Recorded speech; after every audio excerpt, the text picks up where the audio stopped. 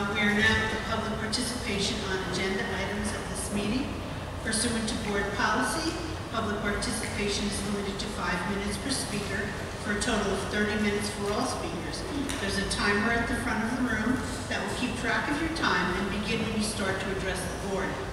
Public participation is not a question and answer session with the board.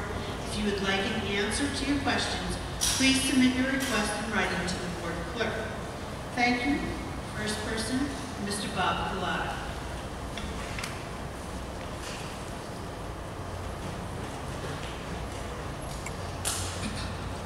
Thank you. This is in reference to curriculum and instruction. On June 19th, the district announced that a third high school campus would open in September to reduce struggling students with an estimated 60 first-year students. The purpose was to address the need to reduce dropouts and increase the district's very low graduation rate. The announcement was the culmination of months of planning and feedback spread across many meetings among the stakeholders, including this board.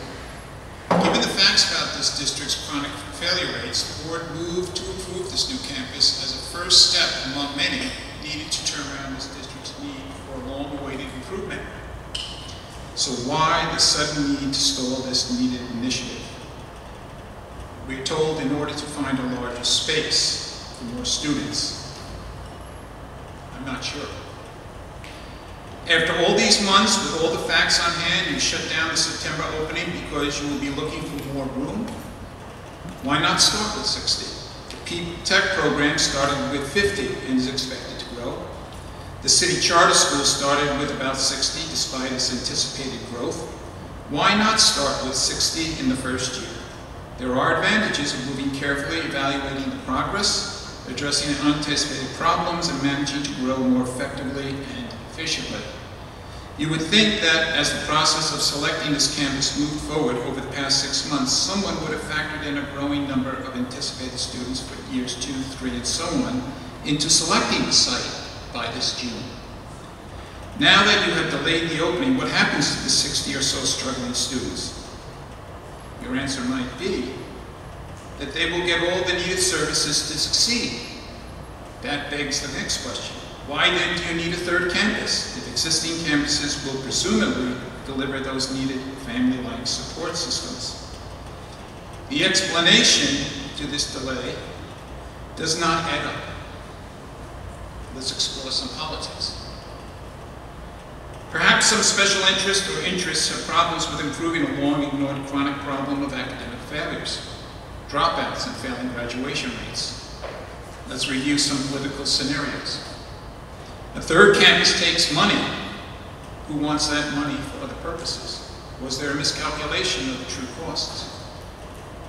A third campus implies that staff will be shuffled around. Who is upset with these new assignments? Perhaps not everyone is on board. The third campus implies segregation. Who is up in arms being singled out from the main student body? Then there's the claim that this campus will need more room. How much more room? Enough to require repurposing an existing building to house it? Which building? Will the requirement ask a K-8 building to be repurposed? Come September, 60 students and many more, possibly 1,000 or so, will be returning in September with the odds not much better to successfully completing and graduating high school, because in part this board is okay with putting this step on hold. Last year I asked the board to stop funding an elementary IB PYP program at HOH because it was costing the district $200,000 a year and had no reliable research or results to demonstrate that it was worth it. Furthermore, the students it claimed to help were doing no better than the rest of the district students. According to New York State's recent records, only 7 to 30% of those students were passing proficiency exams. Despite the dismal fact, the board voted to keep spending the money, moving forward, claiming it was good for the kids. Now, if spending $200,000 is justified with simply the words, "it's good for the kids," then why is suspending a new direction, a new campus based on research put on hold? It too is good for the kids. And in this case, research backs up that claim. Not long ago, Dr. Padilla quoted these words: "We believe there is a genius in every scholar. We believe our children and educators are fully capable of achieving great success." There is a saying that invention is 10% inspiration and 90% perspiration. But in this case, I suggest the formula is better written: 10% presentation and 90% politicalization and procrastination. An unfortunate Newburgh symptom. Thank you. Next, Maritza Wilson, please.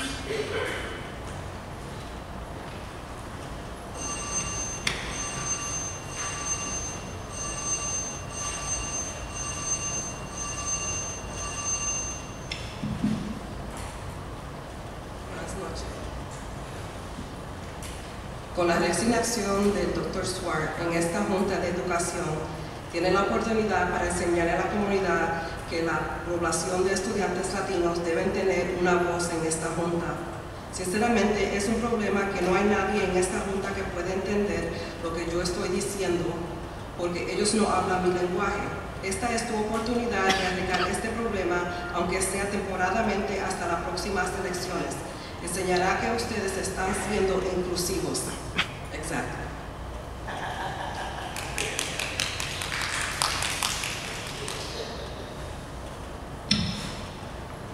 Thank you. Ms. Laura Garcia.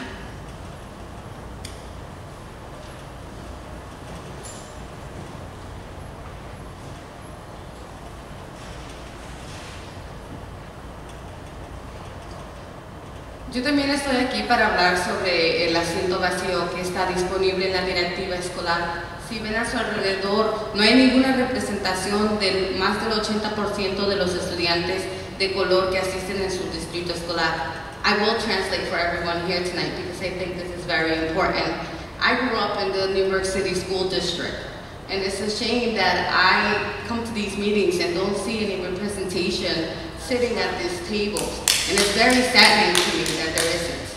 No, there's only one person of color, and there's 80% of the student population who's either Latino, Black, or Asian, and there's no representation in the Board of Ed. How do you plan to make changes, fix things for students when you don't even have anyone that can sit there and say, I know what families go through? It is very difficult for me to come to these meetings and see people. I have nothing against any of you guys because I don't personally know you, but you guys don't really understand what Latino families go through in the city of Newburgh. You guys know that saying, right? It takes someone to walk in someone's shoes to understand what they go through. It's the same thing with ethnicity. If you don't have people who represent people that look like us, how do you want students to aspire to bigger things? It is very difficult for any family, Latinos, to come to these meetings because they don't understand this process. I invited 3 families today here, and they all said to me, what's the point, Laura? They don't understand what I'm saying. They don't look like us. I don't even think they care if we have anything to say. But I remind them how important these meetings are, and I would ask the Board of Ed to ask the bilingual program how they do it, because when they have a meeting, they get 200 people come to their meetings. And some of the things that I've seen them done is because they communicate in their language. They include all families. 200 people in the last event I went where they were giving away toys at one of the schools here locally. Now you tell me if it's the parents that are not interested in their students, or if it's you guys who are not interested in the parents so their children can succeed. I've been here for too long, and unfortunately I can't run. I wish I could, because I will be sitting right next to all of you guys. And I'm doing my part by going out there in my community, making sure that they know what's going on. But I don't see you guys doing your part, making sure that they know what's going on. So I ask you that, because now that you have an empty seat, that you have the opportunity to put someone in this board that represents the 80% of the diverse student population, or the 50% of the Latinos that pay taxes that live here in the city of Newburgh. So I ask you to consider the option of really looking out for someone that can represent this community that needs someone to look up to. City Council is doing a great job. What about you guys?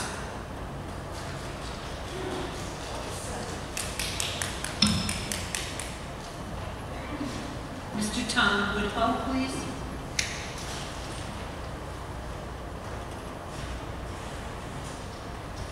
Good evening.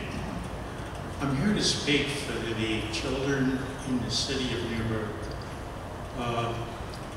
This year in the Newburgh Elks, we are trying to get money together to take and let our children play on NFA fields. These children, by the way, are all residents of the school district. These are not out-of-town students, and they're not from anywhere else but in the city of Newburgh. They are mostly minority candidates. If the children cannot take and pay for the uniforms, the money seems to arise from other locations. We have to take, when we start this procedure 7510, which is a community used for facility requests,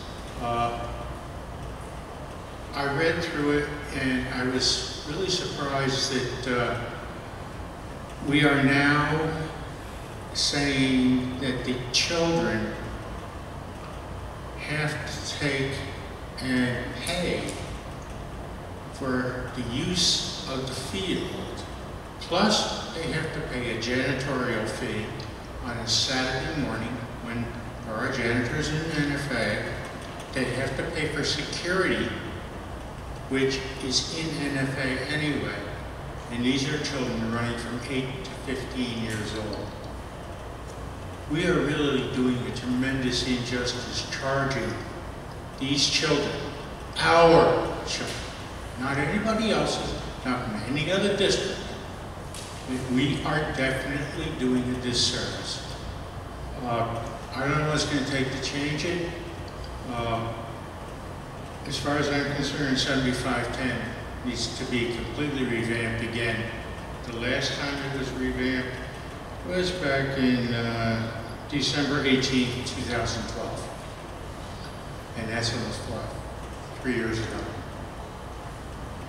Please look at these children. They run from age 8 to 15.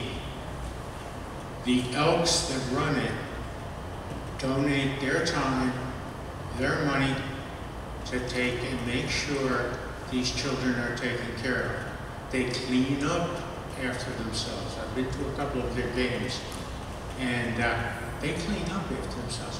Why do I need a janitor? They do not come into the building. Use the porta potty. Why do we need security? Because it's already here in the building.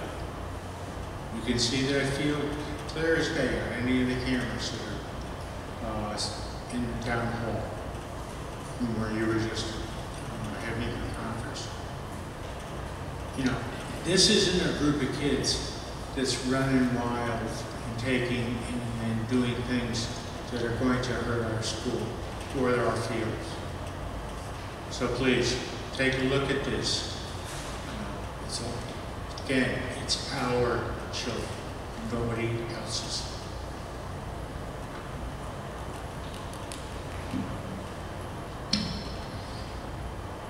Reverend John Gordon, please.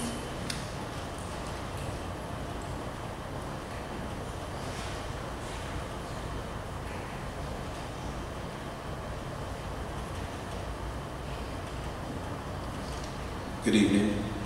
I'm Superintendent John Gordon. My agenda issue is a discussion of the board vacancy of the resignation of Dr. William Swart.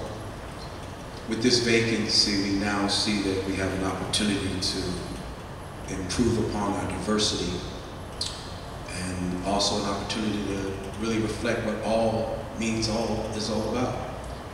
Being that we are 80% minority throughout our Newburgh and Lawrence City School District, and we do realize that with our past election, as the president of the NAACP, we were closely watching We were very involved with, had we not been able to help elect Mr. Phil Howard, then we tonight would be looking at a full, all-Caucasian school board with just one Hispanic sitting as the superintendent of schools. As you had the two ladies that had previously gone before me ask their questions in their native tongue, there's probably not one or two of you who could even reflect if this was a question and answer. So we do need some assistance.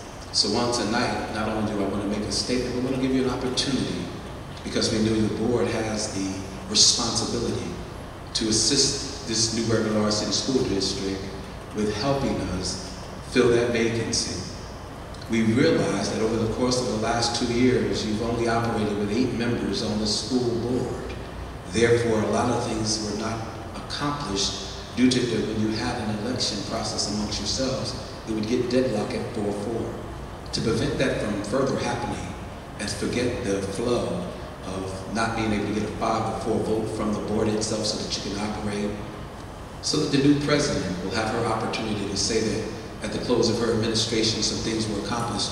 On tonight, we want to make a request that we get someone of a Hispanic descent on your school board that does quite a bit for us as a community. It prevents the cost of about $20,000 plus that it would cost us to have a special election to find out who the city of Newburgh or Newburgh-Large City School District really wants to sit on that board. On tonight, we ask you, do not, when you sit down to go to vote, do not take it amongst yourselves and say that the person who finished in the 4th during the election is the person who the people want. That may not be true, but if you give us an opportunity and force us to do the election before you put that person who finished number 4th up, then we would ask you for that election and allow the city, the Newburgh-Large City School District to spend that $25,000. But to avoid that, we'd ask that you would vote and select 8-0 to let's seek out a Latino to put on there. Let's put someone up there, and if not, then let's reach back and give each and everybody an opportunity. And let's bring someone who has already sat on the board, who has just previously gotten off the board, someone in the sense of someone like an Ed Lawson, and put him back on until May to allow us to seek out and search out viable candidates for that particular vacant seat. If we do that, it saves us as a community money, saves us as a school board money. And instead of spending it on a special election, let's find it and spend it on something that we could viably do, such as our after-school feeding programs and educational programs. Over the course of this summer, we will feed at our church over 1,500 people. We feed them out of our pocket. Today we fed over 86 people with the assistance from the new lunch program from the school district, which they afforded us 25 lunches. So we could do something with that 25,000 other than have a special election. But again, I share with you on tonight as I go to close that you have a responsibility because you guys help make policy and hire. We are looking at you, letting you know that the NAACP is looking at you, and we have you in our radar. We also noted that you guys hire or ratify who hires whoever the athletic director hires. He has hired over the past few years. We know he had his first year this year, but we happen to go and understand that at the awards banquet, there were 32 coaches, and yet only 2 of those coaches were minorities. We're asking you again, you have a responsibility. Let's take and do what we know you guys can do. Thank you.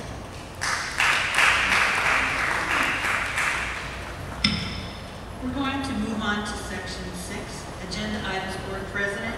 I have a resolution to authorize the board president to execute a retainer agreement with Shaw, Pearlson, May & Lambert, LLP, to serve as attorney for the Newburgh-Large City School District. Can I have a motion, please? Second. Can we have some discussion or questions?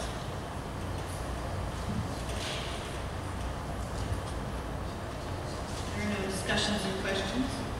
Mr. Clerk? Ms. Beneo? Yes. Mr. Menuda? Yes. Ms. Prokop? Mr. Gridiron? Yes. Ms. Zambito? Yes. Mr. Cupertino? Yes. Mr. Howard? Yes. Discussion? Mr. Johnston. Board vacancy with the resignation of Dr. William Swart. Mr. Howard. Thank you, Madam President. Let me first say good evening to my fellow colleagues. Also, let me say that I am truly looking forward to a productive year as we engage in the challenges that lie before us in the upcoming school year. As we embark on this endeavor, there is an opportunity for this board to truly show the enlarged community that we serve, that we are serious about diversity, inclusiveness, and about doing the right thing. If you look at Webster's dictionary for the meaning of the word opportunity, it says, an appropriate or favorable time or occasion, a situation or condition favorable for attainment of a goal, a good position, chance, or prospect as for advancement or success. With the untimely resignation of our board member, Dr. William Swart, Madam President, this is undoubtedly an appropriate and favorable time and occasion to exercise one of the available options that we have as a board to replace a sitting board member who has resigned.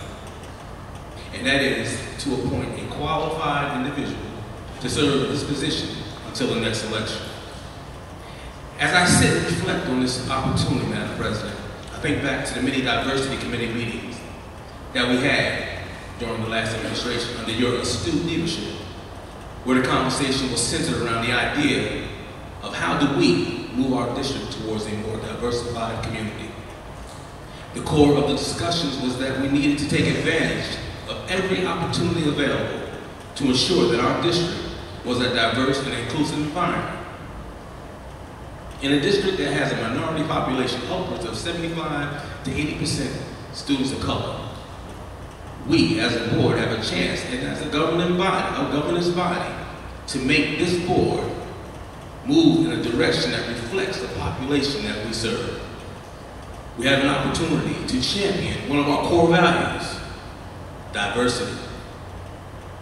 I will be the first to say that the makeup of the Board of Education is determined by the electorate, but we have an opportunity to fix that which is wrong. People have their reasons for not participating in elections, and I will not try to go into explanations for the voter apathy. But to have a board that has no Latino representation in a district that has a Latino population of 50% and growing is nothing short of wrong. I would like to see this board try to fix this anomaly. I believe that the right thing for us to do is to actively look in the district at large and seek out a member of Latino descent to fill this vacancy. This will allow us to be truly inclusive and representative of the population that we serve. The impact of such a decision will let the world see that we are moving in the right direction and that we do get it. We can say that we are truly a district that is attaining the understanding that all truly means all. Thank you.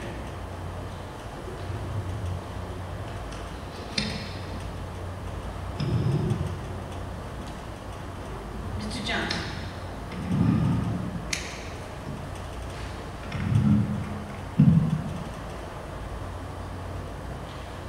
I would like to suggest that the board consider all the options available to us. I was reviewing our long-term plan, Vision 2020, recently, and was reminded that among the student demographic information, nearly 50% of our students are Latino.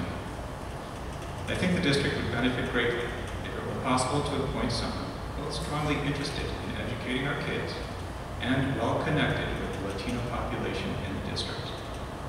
I feel that doing this will improve communication both to and from the district. But more importantly, there are likely to be secondary benefits that are difficult to predict, but those may in fact be the most important benefits. How can I explain that? Well, I reflected on how I came to be a board member myself.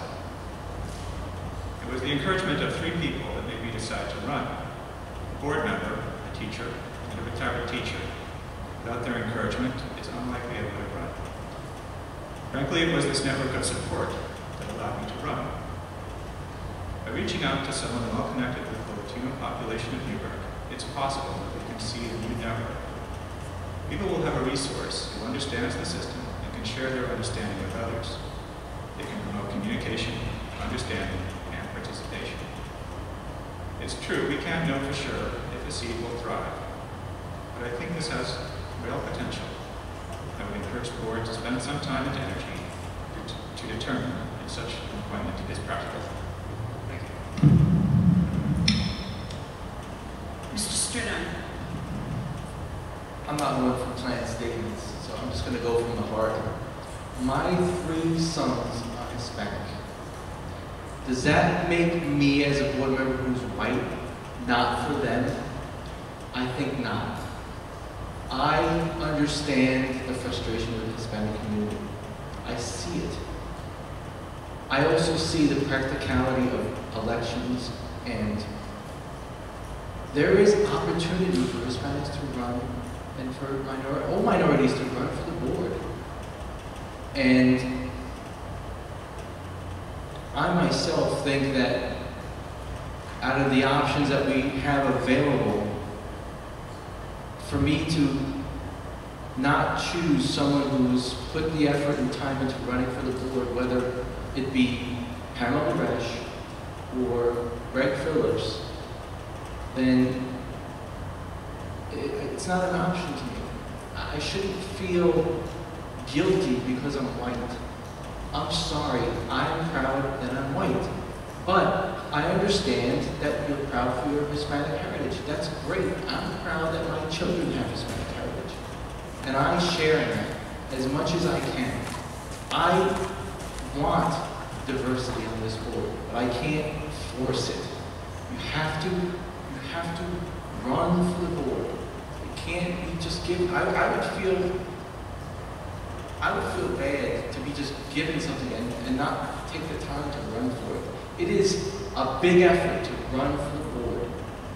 And I really hope that this next election we have very diverse candidates. Mr. Menuda, and then Mr. Howard. I've heard some of the commentary tonight, and I'll give you a little example myself. I lead by example, because I was taught that.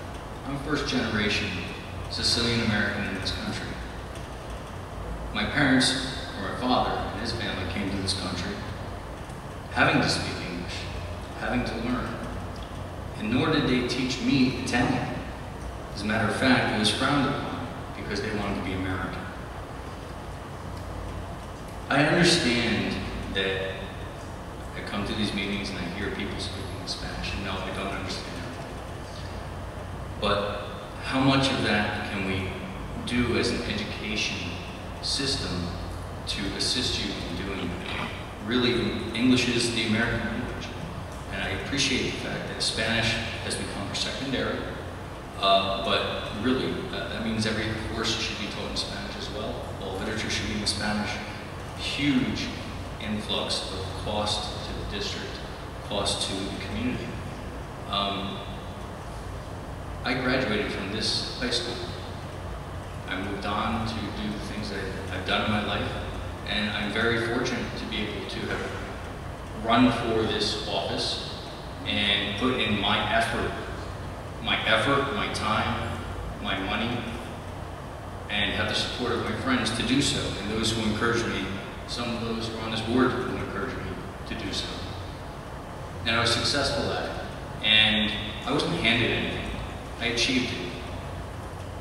I think that sums up my thoughts on the subject. There are 2 individuals who did put the same amounts of effort in, ran, and were not successful. I believe there was a very short margin of vote, and had it gone the other way, I'd still be saying the same thing. I also wanted to say to the Reverend, during my process, I'm not sure he's still here, but anyway, I'll just put on the record, I reached out to the NAACP for support. I never received a call back. I am part of this community. I've grown up here all my life. Thank you. Yes, Madam President. Just to reflect said, no, it wasn't a prepared statement. I can take, what I said I can take off the heart, but I wanted to specifically cite certain things. But the fact of the matter is this. Yes, as I stated, and what I read, the electorate does determine the Board of Education. But we have an opportunity as a board, an opportunity to seek out a Latino member of the community so that we can have a reflection of the community we serve. It's not about being, I'm glad that you're proud to be white. I'm proud to be African American. But that has nothing to do with what we have to do here. We want to try to have an inclusiveness here. It's about inclusion. It's about diversity. It's about showing people that, I mean, with the opportunity that we have before us, it's only till the next period of election, which will be until May, but it will give us a lens on this board of the Latino community. It's like you know, I can say or try to tell you how you feel or tell you what goes on in a Latino, in an Italian household or an Irish household, or a Latino household, but I can't really tell you truly what goes on in that household because I've never been there. I don't know what drives education. I don't know what their culture says about education or interpersonal relationships and stuff that, you know, somebody on this board would help us as we set policy and governance over this district. They can give us a lens that, you know, that's not a good idea because X, Y, Z in the Latino community, they look at certain things that we don't know outside of a race. Is sometimes it's what's the word I'm looking for? It's well, offensive, and we don't even know it sometimes. You know, but to have that lens, to have the opportunity to bring that lens to this board, I think we're missing the chance to really show people that we truly mean all means all when we say it, because we go out and we compete for the Panasonic Foundation grant, whose mantra is all means all, equity and equality throughout the district so that all kids can attain graduations and be successful. We say that we compete for these grants. We tell people in our core values that one of our core values is diversity. But then when we have an opportunity to diversify the board, we get the kickback and the vitriol. It doesn't make sense, but you know, it really goes to say things about who and what we really are, what our values really are. Do we really mean what we say? And I can tell you every day, all day, that I'm about diversity, I'm about this, and I'm really about inclusiveness. But when it comes to an opportunity I'm presented with, and I don't go in that direction, then we're really saying something we don't really mean. And I do understand that the electorate does determine the board. That's a fact. But right now, because of the resignation of Dr. Swart, we're afforded an opportunity to appoint someone from the community. And in a district of 50% Latino and growing, it's growing every year. To me, it's a no-brainer. Thank you, Madam President. Mr. Cappuccino. You brought up all valid points, but there's one point. We have the voters. It's historically in other districts in there, the next runner-up is the person who gets the position. Say if another person resigns from the board, we're going to appoint somebody else, then we're deceiving the voters of the district. I really think, and I'm going to say at this point, I'm going to nominate Greg Phillips for the new board member.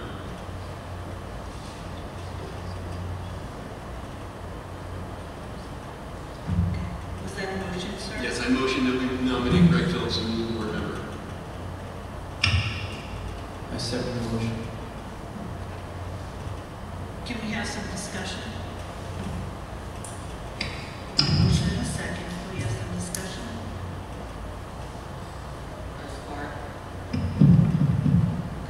As far as that motion, or to nominate someone else? No, we have to do that motion first, please. Okay. Okay. So, you may nominate someone else if you like, for St. John. Okay, can I have my reasons? Okay.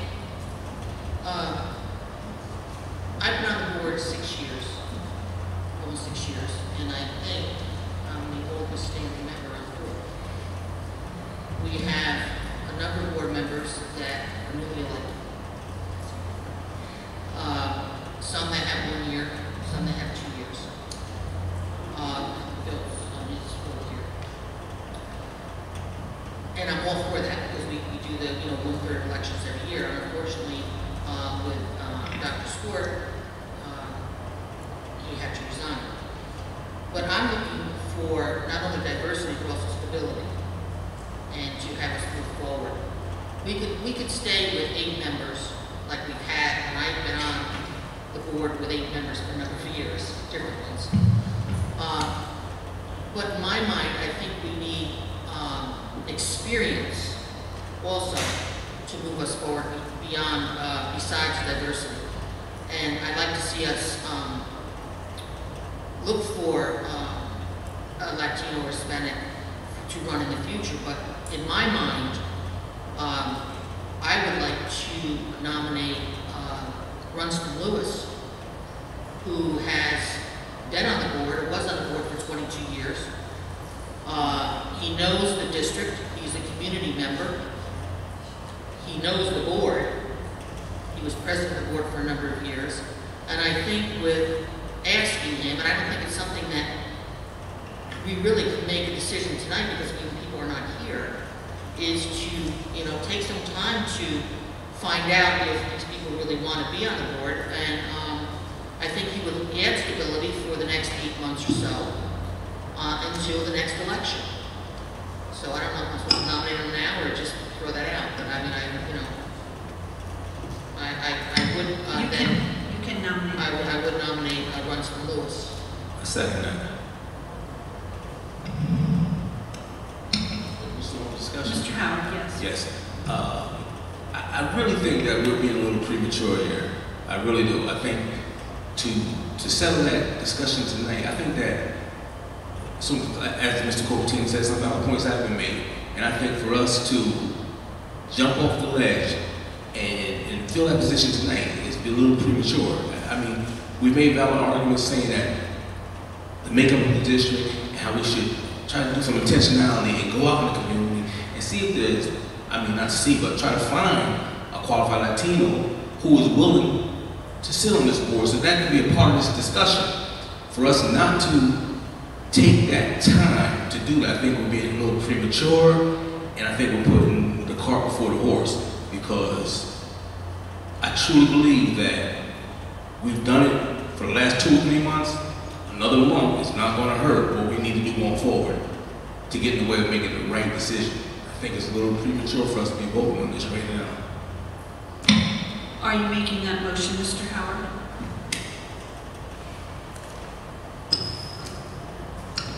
Yeah, I would move that we put this decision off and we do a little fact finding and see if this is a qualified individual Latino descent who is willing to sit on this board to make them a part of this discussion.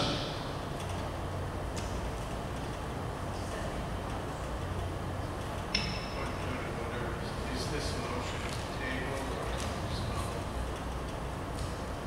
It's a motion to table the nominations.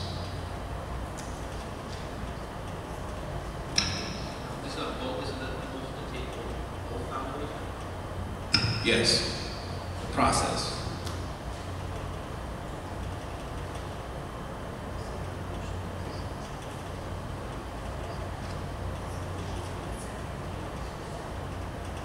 It's duly seconded. There's no discussion. Roll call, Mr. Clerk. Ms. Beneo? Yes. Mr. Menuda? no? Ms. Prokop?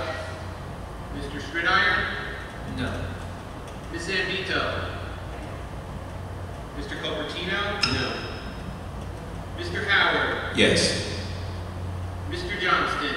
Yes. That's 5 votes. Table carries. Okay, so we'll table that motion to table as carried, so we'll go on to the next issue. Our next item is the superintendent's report. Thank you, Madam President. Good evening, everyone.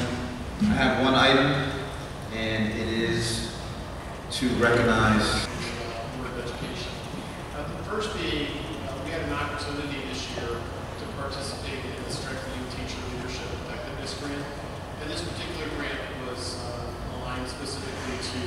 the administrative end of it, the principal side.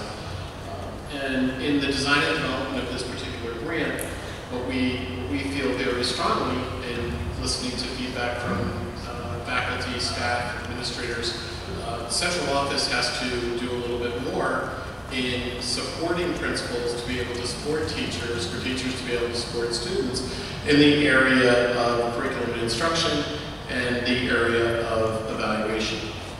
So with that being said, and that premise of what type of support or how would we align that system of support so that we have an effective or highly effective principal that then can support teachers to become highly effective or effective so that students can attain the student learning that we expect. What are some things that we need to put into place? So we talked about creating an evaluation system for the non-3012C administrators in the district. So those administrators that are not bound under the principal evaluation process, how do we create a rigorous evaluation system that is more of a growth system and includes what are the important indicators of leadership that are aligned to the ISLIC standards for leadership? And if they're aligned to the ISLIC standards, how do we monitor and evaluate the support that they're providing in relation to increased student achievement? So we tried to create this aligned system, and we did an analysis of job descriptions for assistant principals, for directors, for supervisors, and we looked at those particular job descriptions based on the work that needs to occur in the schools today, based on the standards that have been set for us, as well as the standards that have been set for teachers. We looked at the diagnostic tool for school and district effectiveness, and the DTSDE process identifies 6 particular tenets that we would like to see embedded in school and district programs. And then we looked at our pillars under Vision 2020. We then took that information and said, what would an evaluation system look like for assistant principals, directors, supervisors, aligned to how we assess and evaluate our principals? And we came up with a process, and that process includes a formative self-assessment, goal setting, interim visits, formative conferencing, summative self-assessment meetings, and the summative evaluation. And this is outlined in the chart that you have in front of you that's also posted up on the screen that relates to improved student success. You also, in a packet, have the entire evaluation system that Mr. Shaw has right here that outlines the entire process. And then from the entire process, we moved to developing what's called the 3-year professional development plan. So it's one thing to take the time to evaluate leaders, but it's more important to say, now that you've learned where their areas of strength and their areas of growth are, what are you going to do to support them to get better at the things that are important for our kids? So this team of educators got together and they created a 3-year professional development plan for leaders. And that particular 3-year professional development plan has 3 strands to it. It's how does an administrator support teachers through the APPR process? How does central office support principals through the APPR process? What are the pieces that we can use to support building the instructional capacity of our principals, our assistant principals, our supervisors and directors, aligned specifically to the Danielson framework for teaching? And the final piece talked about professional development around the area of data and data-based inquiry. So we're going to, over the course of 3 years, provide targeted professional development to all administrators in our district so that they have the capacity to achieve effective or highly effective on their particular performance evaluation.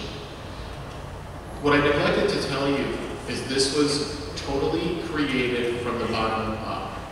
This evaluation system that you're looking at was not created by the superintendent, the deputy superintendent, the assistant superintendent. The hope in this particular process was that there would be a guided process looking at standards, looking at research that would create this evaluation system that was designed by representatives of the assistant principals at each level, the directors, the supervisors at each level, and the principals at each level. So we gave them the opportunity to create an evaluation system aligned with the standards of the state of New York that was created based on their understanding of how to implement this in the classroom. And it was guided by CASDA, the Capital Area School Development Associates. We're very fortunate to have that leader of CASDA being Jim Butterworth, who was a graduate, 1969 graduate of NFA, and is still very, very tied to what happens in our district. So this particular component of the evaluation system will also now be held for senior staff, and Dr. Padilla will be working with us to hold us to a same level of rigorous evaluation system, and that will occur over the course of the summer. But a lot of work went into this, and you have a packet that has all this particular information. And the final component of it talks about a mentoring program. So we've done a lot, we've done work in the district, and we can always do better with this. We've done some work around the mentoring program for teachers. And at one time, the New York Teachers Association did a really strong mentoring program. And now we're starting to revisit the mentoring program for teachers and become a little bit more rigorous in the support that we can provide through that. So we started to do some of that last year. We're hoping to move into that at a better rate this year for teachers. But we've never had a program in district for mentoring for leaders. We've never had a program that said who are the aspiring teachers that would like to transition from teaching into administration. So we started to build those positions where it was an easier leap from classroom teaching into supervisor into director, and created the positions to allow that. But what supports are we providing in there to allow them, once they get there, to be successful? And that's where we came up with the mentoring program. So at this point, what I'd like to do is to allow 2 of the representatives that worked on the mentoring team to engage you in some activities that they engage the entire administrative team and show you what we're doing for administrative leadership. And after they're completed, we'll take questions on whatever you want with regards to the evaluation system for leaders in the district. So at this point, I'd like to welcome Mrs. Lynette Brunger, Principal of Meadow Hill School, and Mr. Scott Prokosh, Assistant Principal of Meadow Hill School, to come and share some information with you.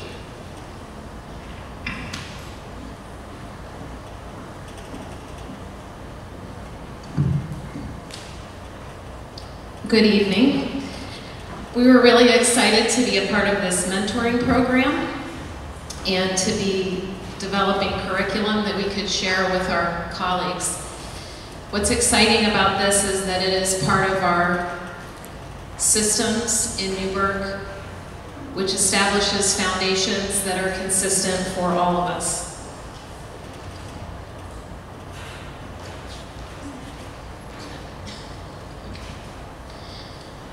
In order to,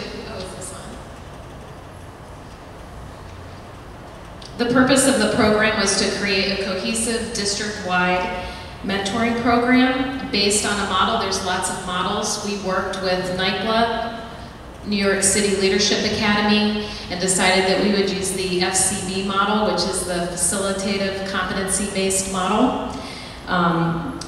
And that was to set foundational expectations for all administrators in the district.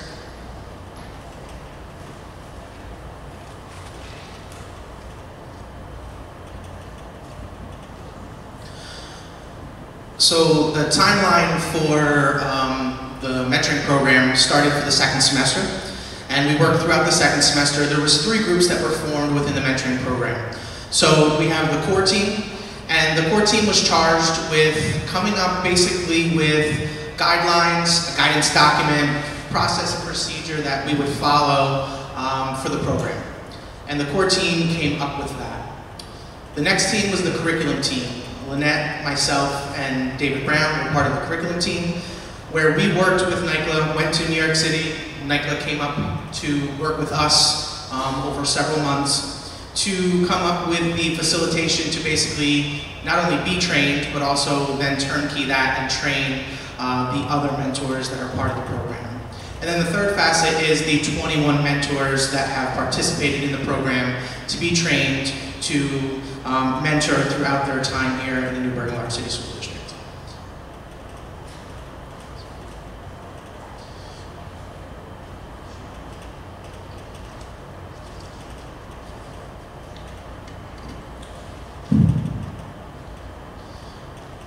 So you have coming around to you a sheet that is part of the slide that is up there now. But we set a mentor expectation that the mentor will guide his or her mentee through the FCB approach to help foster positive collegial relations, understand the complex role of an administrator, and utilize self-reflection to enhance one's skills. I think it's really important to note that though we went to New York City, we worked with NYCLA. In creating the mentoring program, we made sure that it fit Newburgh and Lawrence City School District. We made sure that it fit our needs, it fit how we do things. We didn't want to take a model and just run with it. We wanted to research it, understand it, and then change it to how it would best suit us in the district. So part of the core team had to come up with guidelines in terms of what the requirements were for the mentor-mentee relationship. So a brief synopsis of what that entails is basically that it is a total of 40 hours throughout the academic school year. There will be an initial meet and greet, if you will. So anybody that is a trained mentor, so the 21 trained mentors, and any mentee that has been assigned for that year will basically just have a 1 hour sit down, meet and greet, get to know you. At that point in time, if anybody felt that there was a connection, they could make a request to have somebody be their mentor, or as myself as a mentor, I may have just connected with somebody and request that they be my mentee. That request, along with every single mentor and mentee, will take a DISC survey, and basically it gives a synopsis of your leadership skills, how you are as a leader. Between the DISC survey and the request, and the need for the district, the core team will make recommendations to Ms. Leimer and Dr. Padilla as what we feel good pairings will be. The ultimate decision will come from Dr. Padilla as to the pairings that will take place. Once that happens, there will be one 4-hour session. The 4-hour session is basically soup to nuts kind of thing of everything that we need to do within the mentoring program. So there's a self-assessment that is done, a self-reflective assessment which will help the mentor and mentee set goals for the year. There is understanding the FCB model. There's going over Vision 2020 to make sure that the new administrator understands the vision for the district. So that will take place over a 4-hour session. 2 hours of that will be as a collective group between all mentors and mentees. And then 2 hours will take place just with the mentor and mentee themselves. After that will be 4 half-day sessions where the mentor will go to the mentee's location, and part of that 4-hour session, 2 hours will just be basically a shadow to go around, attend meetings, attend whatever it is that that mentee does on a regular basis. And then the second part of the 2 hours is really the sit-down one-on-one to basically go over any issues that they may be having, and once we talk about the FCB model a little bit more in detail, you'll understand that it is not a program where a lot of us think mentoring is, here's what you do. That is not this program at all. It is really more of a self-reflection. So the role of the mentor is really to guide the mentee in their thinking and how they progress as a learner and educator. Then there'll be 20 hours throughout the school year from September to June, so 2 hours per month, and that can be divided up in any which form that the mentee and the mentor decide. So it'll be one 2-hour session, 2 1-hour sessions, and so on. And finally, there would be expected communication via the email and phone contact with the mentor and mentee on a regular basis. One last requirement that the core team was very adamant on is that the mentor and mentee are not in the same location. So they are not in the same building, they're not the same level generally. The expectation of the mentoring program is not a person that guides the person every single day. It is really a person to lean on, a person to reflect with. It's not a person of, how do I do this day in and day out? That's really the work that would take place with that person's supervisor. So this is more of a continued contact, but not a daily contact.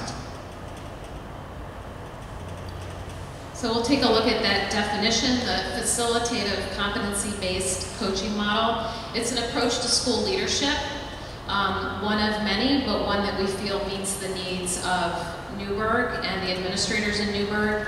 Mentees and mentors work together around a set of competencies. Those competencies are aligned to the ISLIC standards that Mr. Forget mentioned. Their skills, knowledge, and behavior that support educational leadership, not just managerial styles. And the idea is that together, the mentor and the mentee create an environment that allows for reflection, and not just on the mentee's part, but on the mentor's part as well. So that the idea is that the mentor is guiding, but does not provide answers, as Mr. Prakash said, but rather helps the mentee through problem solving, and also recognizing and acknowledging that mentors and mentees both come to the table with different skills and that they can learn from one another. Part of what we did in our mentor training was we went over a detailed list of the competencies that go along with the FCB model. We asked mentors to identify areas of strength and also areas that they felt they needed to grow in. We took that information as a curriculum team and identified areas that it looked overall that people felt proficient in and areas that people wanted to work on and develop. And we will use that information to plan further curriculum and professional development to support the mentors and the mentees in this ongoing program.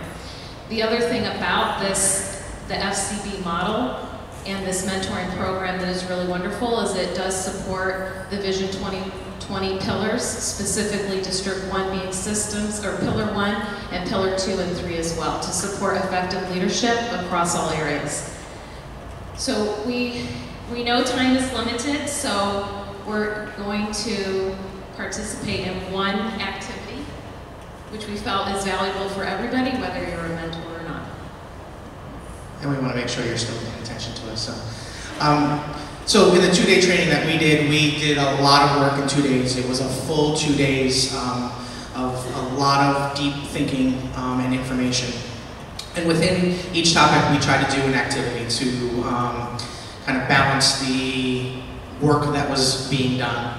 So what we're going to ask you to do is participate in one of the activities on a very scaled version of what we did during that time. So all of you were given a Post-it note, and we're going to ask that you participate, even those of you that have already participated. So what we're going to do is, very briefly, we're going to put one picture up. And we're going to ask you to write down on that Post-it note the very first word or phrase that comes to mind when you see that picture. Don't overthink it. It's only going to be up there for about 10 seconds. I would just ask that you, again, look at the picture, first word or phrase that comes to mind when you see that picture. If you can write that down, please.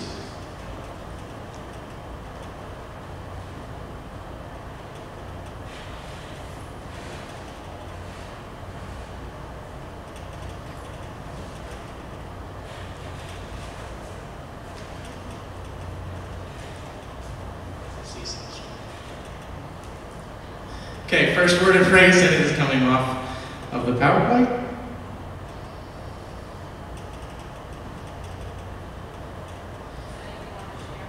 And what we would ask is if a couple people in a normal setting, we'd ask you to talk about it as a group and come up with a consensus of a word or phrase that you as a group come up with that particular. But if a couple people would like to share out the word or phrase that they chose. Fun. Anybody else? Play at the beach? Play? Childhood mud. Okay, so basically mental models is all about how you, she doesn't want to go there. So I'm going to go right to the next part. So what I'm going to do now is give you 3 words that associate with this picture. They're just words, but they associate with this picture. And what I'd like you to do is, as I give you these words, just think if your mindset changes at all in terms of the word that you wrote down. Okay? So based on the word that you wrote down, fun, heard from a few people. Think about play. Think about, did anything change in your mindset based on the word that you were just given? The next word that goes along with it is victim.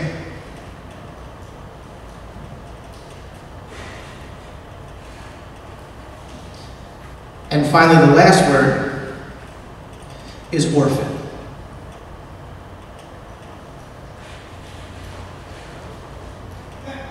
Okay, so some of the words that you put down, such as play or fun, could still apply. However, we saw a lot of people shake their heads yes when you see these words come up. Perhaps your initial phrase or thought does not change, but some of your ideas around this picture are influenced by the additional words. And that is part of our mental models. And mental models are assumptions, images, stories that we carry with ourselves. They're created by our own biases, prejudgments, history, society, the cultures that we are embedded in. And what we loved about this, and the reason we wanted to do this activity among some of the others that we had done during our professional development, was that every single person carries mental models. And regardless of what your role is in life or in a school district, in any capacity, your mental models impact how you approach every decision. And it's really important to think about that when you're making decisions and be open, because mental models takes you through a ladder of inference that you don't even realize that you're doing, where you collect, you take data in, you draw assumptions, you draw conclusions, and you make a decision based on that. The more aware you are of your mental models, the more conscious you can be of the decisions that you're making and why you're making them. And this, in turn, helps you to be more sensitive and thoughtful to other pieces that come into a situation that you may not have thought of originally on your own. Mental models are really below our own awareness level until we are aware that they exist. And that's really important to think about, because they shape how we act and they impact everything that we do and how we process through. So we actually started our presentation with the mentors, with the mental models activity and the definition. And over the 2 days, kept going back to the same thing. To be a successful mentor is to not only understand your mental models, but also understanding that the person sitting across from you, you have just as much to learn from them as they do from you. And going in there with the preconceived notion that this person doesn't know X, Y, or Z, and I do because I'm here, we need to make sure that we have that mental model understood before we go into a mentoring relationship, because the whole point of this mentoring relationship that we have built and plan to move forward with in our district is to learn from each other, not to dictate from one person to another. So over the 2 days, June 30th and July 1st training, we covered the following topics just to make sure everybody knows where we stood on that. So we did cover mental models, FCD coaching, coaching competencies, which reflect within the coaching model, listening skills, questioning skills. Then on the second day, we worked on Vision 2020, coaching to leadership standards, mentor expectations, and development of an action plan from the first day you work with your mentee to what's going to follow from there. A lot of this information we were able to receive feedback and surveys from our mentors, so we know how to guide for the rest of next school year the meetings that we're going to have. We're going to have quarterly mentor meetings to make sure that we focus in on the areas where they felt that they needed to improve. So we will be working on that over the next school year. On behalf of myself, David Brown, and Scott Prokosh, we do want to thank the board for supporting this initiative and thanking you for giving us the opportunity to go to training and to work with NYCLA. We've all had opportunities to be a part of and also provide professional development. What they gave us were additional skill sets in order to make even more purposeful, valuable professional development. We're very thankful for that opportunity. It's been great to work on this mentor program, but these are also skills that we will take back to our buildings and use even in small group meetings and in faculty meetings and during professional development throughout the year. And this last slide is just the administrative mentors that are currently involved in the program who will be assigned a mentee during the course of this. Okay, any questions? Board members, any questions, comments? Ms. Prokosh?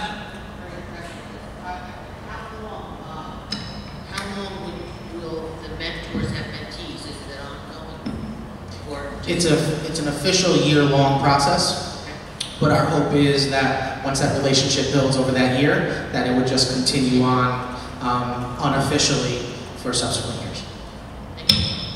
I would like to thank you, having been a principal and having been a lonely principal without a mentor. This really is fantastic, and I wish it would have been in when I was a new administrator. Thank you. Good work.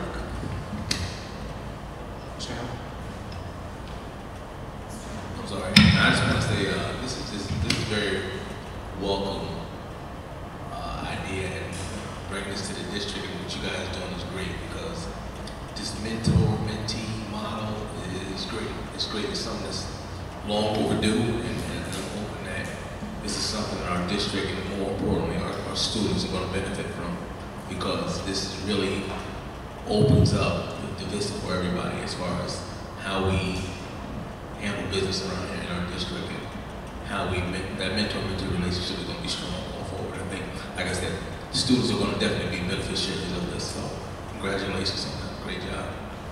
Thank you. And if you want us to come back and do another workshop, and you can participate in some building activities, Ms. Limer knows them that well, or some role playing, we'll be happy to do that. Yeah, we made Ms. Limer play with Legos. Thank you to the both of you and to the entire core team. I'd be remiss to just take the opportunity to help draw some parallels and some alignment to the overall vision of what we're trying to do in the district. For this upcoming school year, we were very deliberate, very intentional about leadership. Very intentional about leadership, and it's a driving force in many of our interactions with our school leaders, as well as our teachers. And so in the presentation, you heard alignment to Vision 2020, right? Again, very deliberate. And just to go back to something Mr. Ford just said, again, very deliberate, is that this was created from the ground up, right? It would have been very poor leadership practice to know that there wasn't a mentoring system in place for the district and to just mandate one, right? That's not the approach we're taking, but instead, we got our administrators together, we saw who was interested, everyone identified this as a need, and then look what happened. And so I commend you guys again on your work and for being stewards in this, and we're excited for the kickoff and to launch this for the upcoming school year.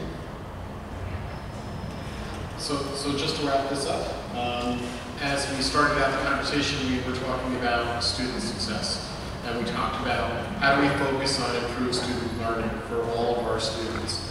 Well, you're going to improve your student learning through supporting classroom teachers. But how do we support classroom teachers as school administrators? Through the support of the supervisors, the directors, and the superintendent and his cabinet.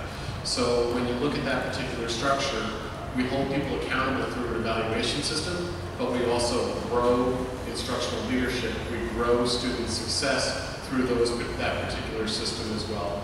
And that's the model that we have, as evidenced by this mentoring program and the commitment to a 3-year professional development plan for our leaders, and the modification and changes that we're making to our administrative council meetings that will all be professional development based. It's all about the kids, it's all about succeeding, it's all about providing supports in the right place. So we're very excited about the opportunity to implement this program. Ms. Prakash? Yes, I'd just like to add, if possible, I'd like to have maybe halfway through the year a report back, reflection on how it's going, on how the mentor-mentee program is going. That's a great idea, Mrs. Prakash. And what we're also doing is we're going to bring NICLA back, the New York City Leadership Academy, to come in and do a fishbowl, to watch the way it's happening, to watch the way it's being implemented, to make some recommendations, provide some feedback to us to make sure that we're on target and that we're addressing it mid-year before waiting until the end of the year. So we're hoping to grow this as we move forward. Thank you for that recommendation. Our second workshop topic is around special education work that is taking place this summer. You may recall that we've done some repurposing, some realignment for students with disabilities, and I have assigned that specific work under the Deputy Superintendent. The board has approved and appointed an Executive Director of Exceptional Learners to assist us in that work. And so this topic, this session here is just to give you additional information and allow you and to engage you in a discussion about what we're doing moving forward.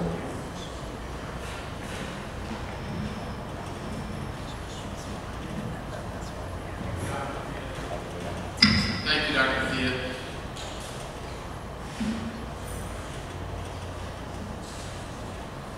So, first of all, I'm very excited to have the opportunity to engage and work very closely with the special education department in the district.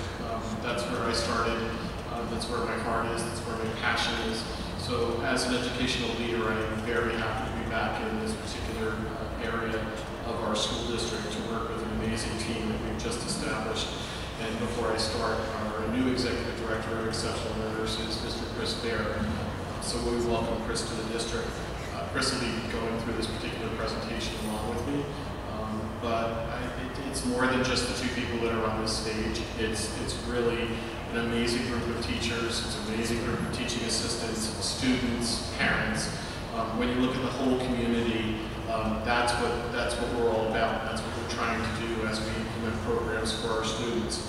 So as we move into this new iteration of what exceptional learners will look like in the school district, we're hoping to base the new direction under the belief of transparency, collaboration, and responsiveness. Transparency in being upfront and honest as to where are we right now and where do we need to go. Transparency in sitting down and having honest and reflective conversations with whoever you're sitting with to talk about what's in the best interest of the students. Collaboration, because it's not just about one person saying, I know what's best for your child. It's about coming together to say how we to come and work with us to address some of the issues that we have. And we have also had a New York State Education Department compliance review. And in that review, it targeted very specific things that we must address. We don't have a choice. It's not a should, it's a must. And those things are pretty much critical to the programs that that our students are entitled to and that we're required to provide for them. So when we looked at all the feedback in the NYSID review, we found that there's truly some concerns around shared expectations and understanding of what do we expect for our students with disabilities, and how do we make sure that they're held to the same standard with the right supports to achieve attaining that Regents diploma. Accountability, who's responsible for what, and how do we all work together to make sure that what we say we're doing is truly happening and occurring. And that shared understanding, so when we look at the models that we have in a particular district for the delivery of instruction, are we all on the same page with what those models are? And shouldn't be a finger pointing, it should be how do we improve and enhance what we currently have? And what's that sense of urgency? You know, we should have fixed this 3 years ago. That's the sense of urgency that we're at with special education. Not we just got a report. We have got to escalate the improvement of this particular system. And we're only going to do it through capacity building. So by working with each of us to grow our level of understanding around the different types of disabilities and understanding how these students can be just as successful as your honor students in any educational environment that we have in this district is where we're going, and that's where we will be. So some of the root causes that we have are tied to those particular things that I just mentioned. And if we don't start to address that and work together in that particular manner, we're going to find ourselves in the same situation that we're in today, and that is unacceptable. So what are we going to do as far as actions to root cause? We're going to create district-wide systems. We're going to create different types of teams and train those teams and train and work with the building administrators to understand what it means to implement programs for students with disabilities. We're going to set accountability measures. We're going to monitor the implementation of these programs, and we're going to work throughout the year on a monthly basis, on a semi-annual basis, and on an annual basis to monitor the growth that we're hoping to achieve as we move forward to address some of the compliance issues. The New York State Education Department has approved our compliance plan. They were very supportive in the way that we designed a plan that aligned with continuous school improvement for all learners in our particular district. So when we go in to do instructional reviews, we have a differentiated structure for our instructional reviews in the school that will provide us with the necessary information that we are in need of in order to inform what targeted professional development needs to happen, what increased communication needs to occur, what regulations need to be reviewed, and who they need to be reviewed with. So as I close this cycle up, it's triennial reports to the Board of Education will occur. So 3 times throughout the year, you'll get a progress update on where we're at with specific indicators identified by the state that we have to improve. And then we will also be communicating on a weekly basis to all of the educators and employees in the district through our Go Back Weekly, and we will also report to you in the BOE Weekly. So we'll keep you abreast of the work that we're doing. And as a result of this, we've set some goals. So Mr. Baer is going to take us through the specific goals that we've set. And we also heard at the last board meeting that the board was willing to assist in any way they could with improving special education. So we have some recommendations, Mr. Stradiron, that we would like to share with you as we move forward. So Mr. Baer. So good evening. I just want to quickly formally thank you all for giving me the opportunity to be the Executive Director of Exceptional Learners for the Newburgh and Lawrence City School District. My parents always told me to show gratitude, so I want to make sure I do that. So we kind of talked at Mr. Fortune. I've been here a little over 2 weeks, so I quickly became aware of some of the more pressing concerns that are occurring with regard to our systems, and we talked about creating some benchmarks. Some of these are regulatory in nature. In my previous work, these are what I consider fundamentals. They're just things we should be doing. So when we came in, I'm starting to look, trying to drill down a little bit into the data to see where some of those problems are, and we kind of set these benchmarks. So the first one, and I'll talk about what that is, it's, this doesn't really fit well, but it's having 75% of our reevaluations be completed and CSE meetings conducted through the course of the school year. So I'll show you on another page, but we have far more reevaluations than we should have in this cycle. Reevaluations is a process by which we, as it says, reevaluate students, and it's done every 3 years, at least every 3 years. Certainly it can be done even less than 3 years.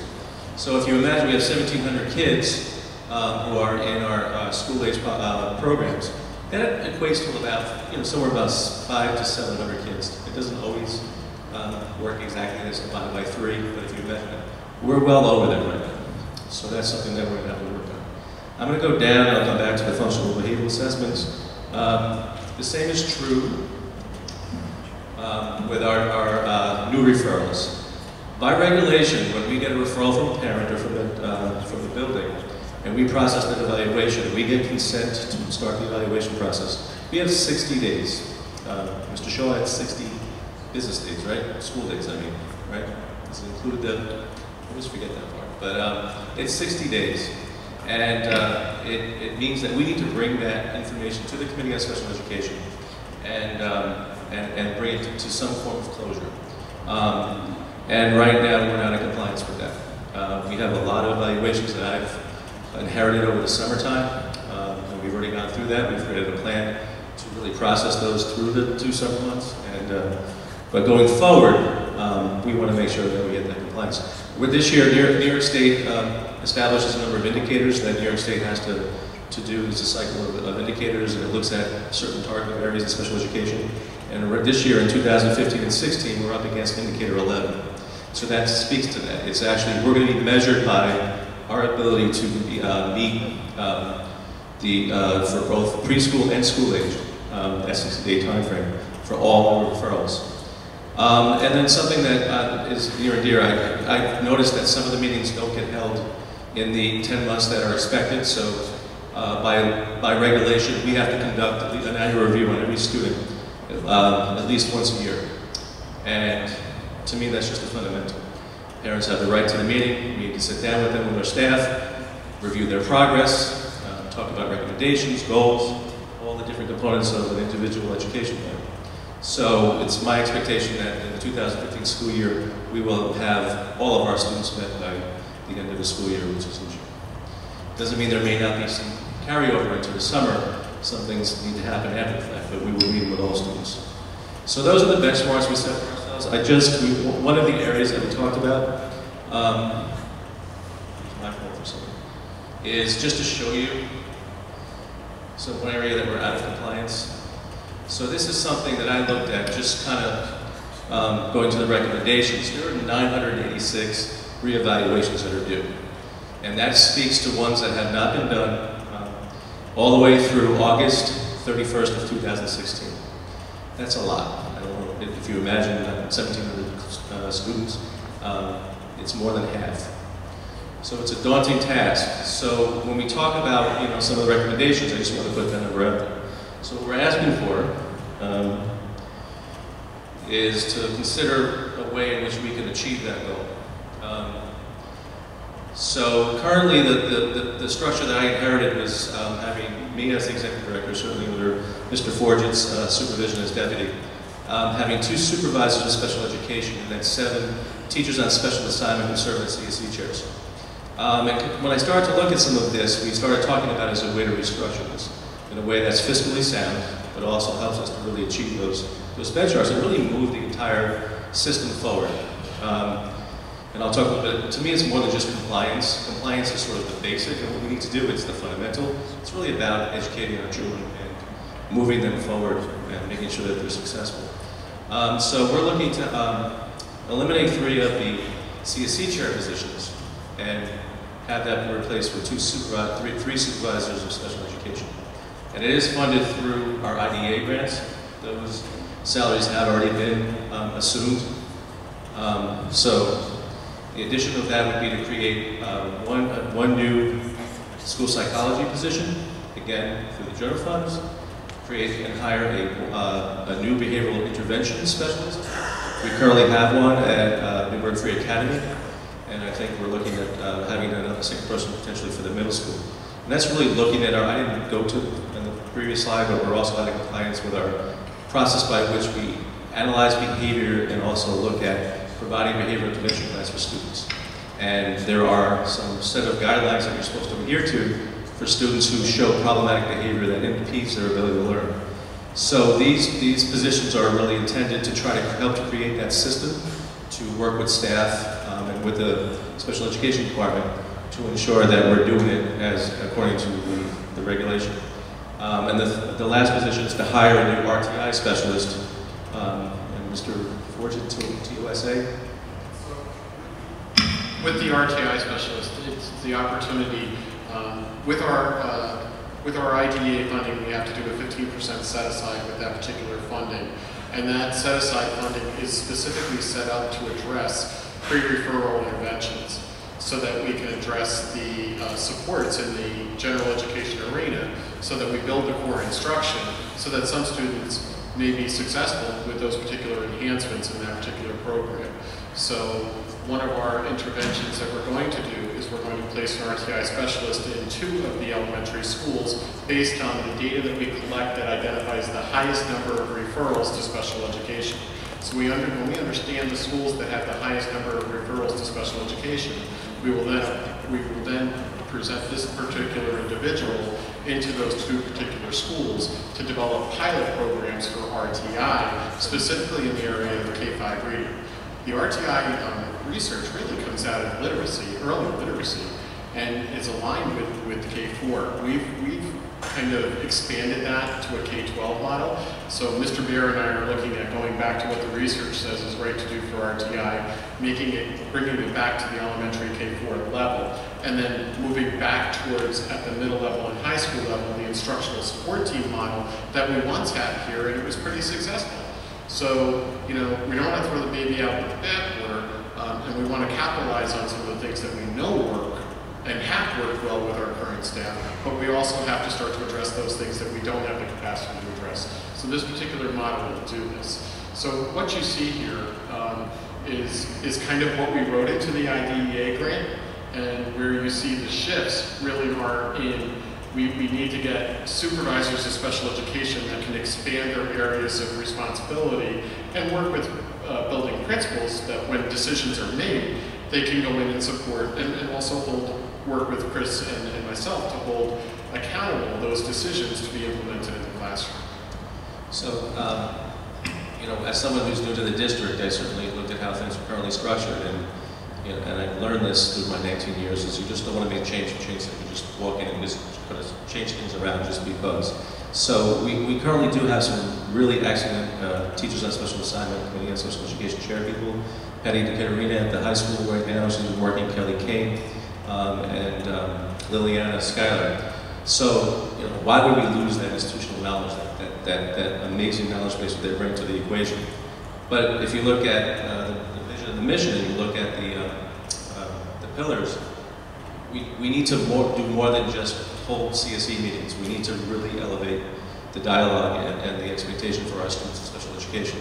So if you look at the pillars, you're talking about things like the district-wide systems, developing district-wide systems, having effective leadership to really promote the larger kind of conversations, the more important conversations. Looking at community and family engagement, making sure that our leaders are actually in our buildings, working with our parents, in the community, and making sure that, that we're making those connections, that this is not just a perfunctory process. And lastly, I was supposed to have this last one, I'm sorry, I forgot for a second. Oh, the supportive learning environment. You know, our students are often the most vulnerable, and I want to make sure that they have the opportunity to have a supportive learning environment, but also they can flourish within it. So we really see this as trying to really get to those conversations about pedagogy, to align ourselves with the curriculum instruction folks, to talk about how we move literacy and math along in other areas of academics, and make sure that our kids are part of the equation. One last thing, part of this, we're going to sit down, if this is approved, and really look at how to align this in a way that really ensures that we are in our buildings, meeting with our staff, looking at our continuum of services, making sure that our models of service delivery are effective, that are inclusive, to make sure that we are accounting for the vision, and that really kind of translate to academic progress and success for our kids.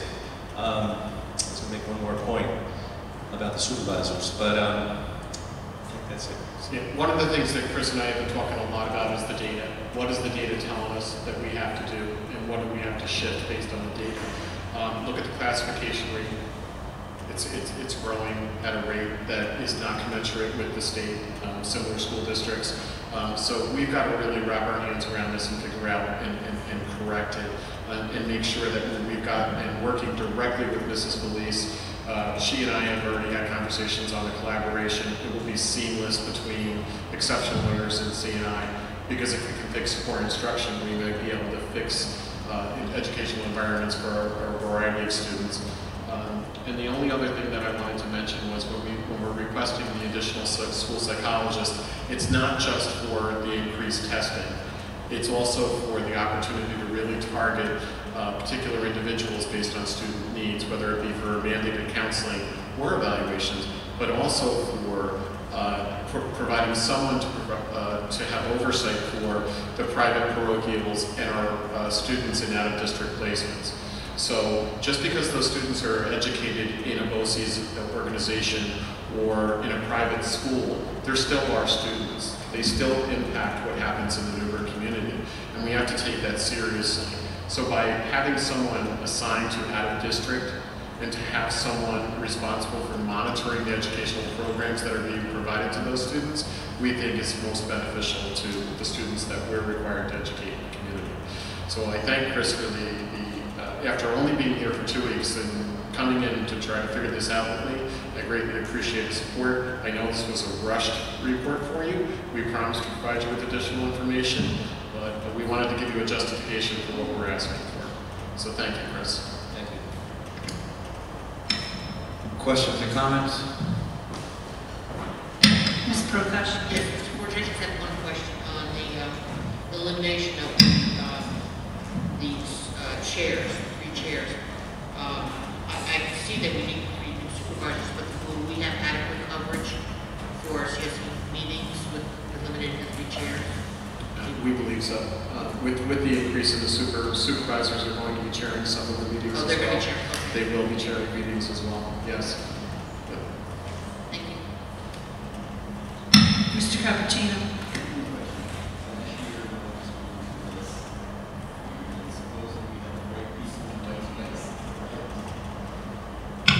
Last year, we went through this in August, and supposing we were told we had the right people in the right place, what happened with special ed this last year? So I believe we lost some positions that weren't filled last year. We ended up having some changes in leadership. Not going to make excuses, Mr. Cupertino. This is the situation that we have to move forward with. This is something that I feel very confident that the team that we have and the support from the superintendent is right to do what's right for our kids. So I can't give you specifics as to what happened last year. We, again, have made some changes to leadership and the direction that we're moving, and I think that we're moving in a good direction. I don't know how else to explain it to you. We also had some CSE chairs that retired as well. Yeah, I understand that, but you can't keep on reinventing the wheel. And, you know, if this doesn't work this year, then, you know, come up with something else. We need a plan that's going to work and it's going to go forward. So I think what we've done with this particular plan is built in the benchmarks to monitor the progress that we're making throughout the year. We're not going to wait until June to say that we're missing timelines. We are doing, as I said earlier, we're doing monthly monitoring of where we're at with addressing the 60-day timeline. We're doing monthly monitoring of where we're at with functional behaviors and behavior intervention plans for those students that are approaching the 10-day suspensions. We're monitoring those students that are right now requiring initial core program reviews. We have gone through, I would say, 90% to open with specific students in classrooms with teachers assigned to them. And we'll definitely open better this year than we have in the past. Will these programs be in all the elementary schools or just select schools? Well, what programs, Mr. Special ed. Every school in our district has some form of special education. But I know some schools have a substantially higher percentage than other schools. That is correct. That is something that we will not be able to fix within 1 year. That's going to take a few years to fix. We will begin to look at what schools can house which particular programs and the work that we need to do around the continuum. But again, that will not be a 1-year fix because that has implications for the growth of the student and transitioning students from one building to the next. So we've got to take a really close look at that, and that's a continuum study that we've already initiated. Mr. Stern. I know that there was a time period where there were some students in the elementary level who were given IEPs because of language problems. It wasn't really an issue with learning. Is that going to be addressed? Because well, how does that get addressed? That's not an authorized determination. Language versus disability is, there's a lot of research out there that will tell you that you need to learn how to assess and determine whether it is a language-based need or a learning disability. We have to comply with the regulations. The regulations do not allow for that. So if you feel that that's being done, we will have to take a really close look at that. One of the things, just not to get too far into it tonight, certainly have this conversation in the future with schools can help me, but they, under part 1 before, right? -3. Okay, there is a provision now for the development of a language proficiency team that looks at students to ensure that we're having that conversation. So prior to screening students who come out of maybe a preschool program or come from other countries, that we actually have a look to make sure that we're distinguishing that this is a language issue and this is an issue of disability. So there are things like that that are already, that we're setting in motion. We've already started conversations about. I'm a big believer in that we do not, we need to be clear what the criterion is. That goes to how we can use the supervisors effectively to really develop that professional development, to really sit down and go through what are the diagnostic criteria for classification, something that I have a lot of background in. So it's, it's something that I feel very comfortable about. That being said, it's an ongoing conversation, and it's something that we can have to continue to work with staff to have that cultural competency to really understand where the language issues are really present as to whether that is students are safe. Mr. Menuda. I'd like to thank you and commend you on your presentation. This issue is obviously something that needed attention, and you really put it together in a quick amount of time. With respect to this, do you have a time frame as to when all of the evaluations can be completed for those children who are, let's say, more than their term beyond evaluation, beyond a 3-year term, or maybe more than that? No, I've already run this, so I already know kind of what we're more out of compliance than others. So we're planning on saying, we already sat once with our psychologists, and we're going to sit with them on a frequent basis, and we're going to go through that very carefully to make sure that we are hitting kids who have been out of compliance all the way through that August 31st, 2016 expectation. So we're going to move from the oldest to the newest as we go. I would have liked to come here today and say that on my first conversation, say I can do 100%.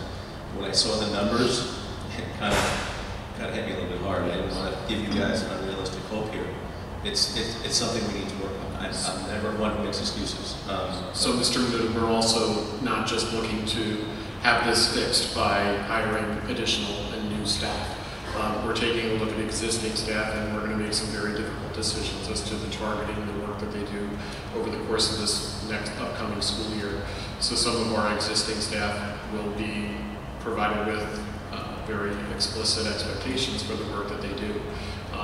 And we will be meeting with our school psychologists over the course of the next 3 weeks in order to get us back in compliance and do what's right for the students, to get them prepared in an educational environment.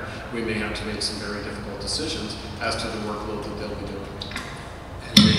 As a quick follow-up on that, I know the families who have children with special needs are very frustrated and need a point person. Who is that point person that these families can go to and get an answer? So at this point, if they have concerns, they can contact me. Okay. And Dr. Padilla and I met in a cabinet meeting, and we basically felt that there needs to be one point of entry for parents who are having difficulty or want to share. So I will be the person that receives that and then review it and see what we can do, and then transition it to whoever it needs to go to get to resolution. But I believe that was our agreement. Is that correct? Thank you. I just make one more point too about, we need to fix this, but we need to also sustain this. This is not just about fixing something for 1 year. This cycle of review of initial referrals and reevaluations is ongoing. It's not going to end on August 31st, 2016. We have a whole new set of kids coming up on September 1st. So part of this sort of restructuring is really looking at that. How do we sustain this so we don't ever get ourselves back in this situation again? I sort of assumed that, but thank you for clarifying.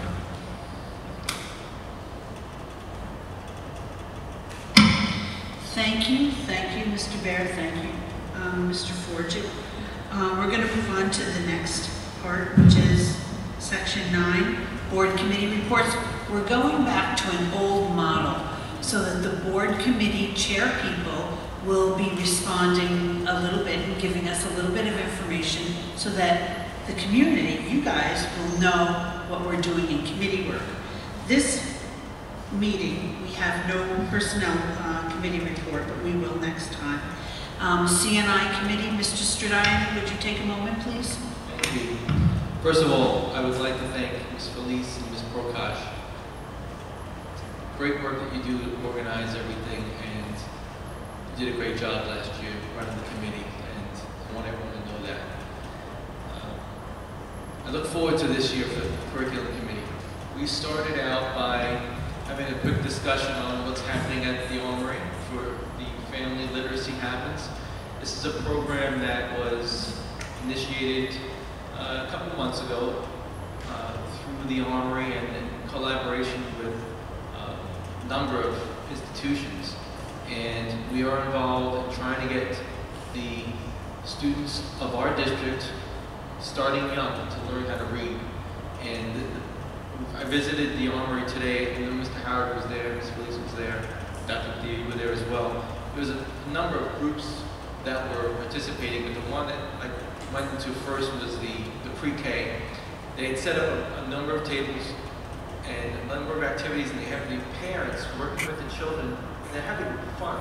They're doing games, and they're learning about how to read and how to write but they're having fun at the same time. So the kids, we need to continue that. And I did have a discussion with the coordinators there.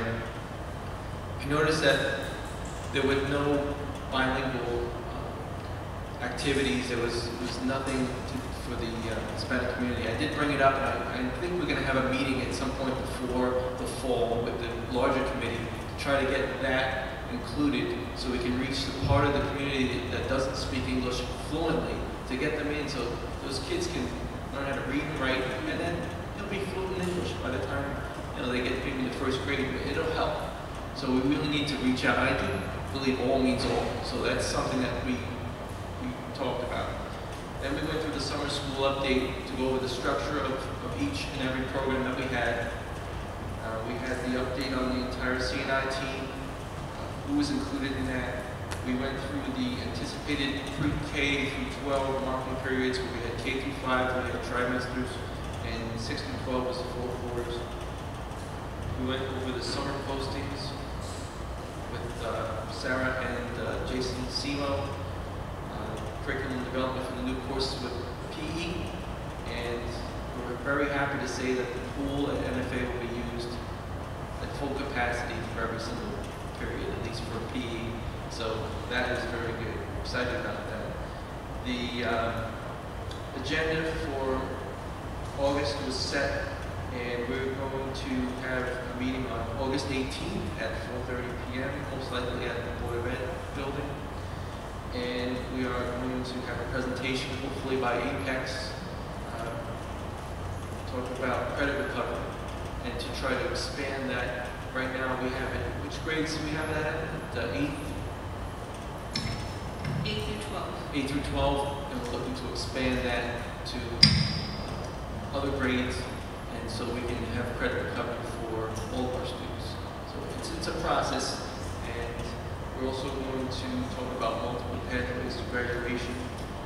The committee had consensus approval for the Assistant Superintendent CI items B, C, and D, Assistant Superintendent of HR items A1, H, and V. And we also had a discussion on the district physician, even though it's not on the agenda today, that we believe that it's important that we have that position. It's required, but we also have consensus that that would be something that the committee would approve. Thank you, Mr. Strider. Go ahead. Also, I think, Mr. Strider, did we also want to extend an invitation out to all board members for the Apex presentation? Yes, August, right. That would be August 18th. Right. Hopefully we'll have some materials ahead of time so we can provide to the other board members. So that would be great. Thank you. We're going to move on with the agenda. We're moving on to the Deputy Superintendent, Mr. Forget. Thank you, Madam President. This evening I have 3 items. The first item is a resolution to approve facility use requests. If there were any questions, Mr. Valdez is here.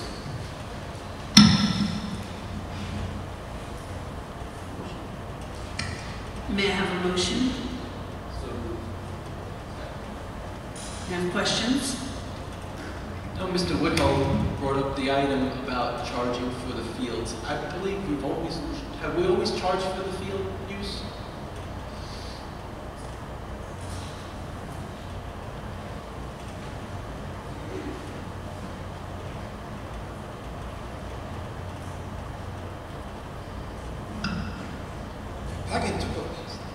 Back in 2010, the policy was revised for the first time. We did the idea that we had an austerity budget and we started charging to use all the schools. We did the last revision 3 years ago. It's a board policy. We can revisit or revise it, but it's up to the board. How much would it cost for the standard use of the field? I don't have that with me, but we have it in school dude. If you go to apply to use a school, the policy and all the charges per school and per facility and fields are there. If you need it, I can forward it to Dr. Padilla to forward it to you. Just curious to see how much it costs to rent the field, depending on the field, because for the day. We also have some fields. I'm sorry, sir. That we don't charge. We have the smaller field for practice, like behind them or in the back. We don't charge because they're very small fields just for practice. We charge for the 3 fields that we have the tracks because we have to maintain those, and we charge for the use of the track. Yes, I was just going to reiterate, not all the fields are charged for, and also if there's a special case, they usually come to Building and Grounds so we can discuss it. You know, like if there's a reason for not charging with some groups. You know, we've done that in the past. But, you know, we came up with the fees basically because of the NFA field being overused and the damage that was done there that we had to end up fixing. And we went around to, we didn't spend a lot of time on that, we went around to the other school districts that have the artificial turf as to the maintenance and what they charge and so forth. That's how the charges came into light. But, you know, if it's something that, you know, Mr. Woodall wants to bring in front of the Buildings and Grounds, he can do that, and then we bring it to the full board. Any other questions or comments? Okay. Mr. Clerk? Mr. Menuda? Yes. Ms. Prokop? Yes. Mr. Strinaier? Yes. Ms. Zambito? Mr. Copertino? Yes. Mr. Howard? Yes. Mr. Johnston? Yes. Ms. Fineo? Yes. My next item is a recommendation from the CSE and CPSE committees. You've heard the recommendation from Mr. Forget. May I have a motion? So moved. Second. Questions and comments, please?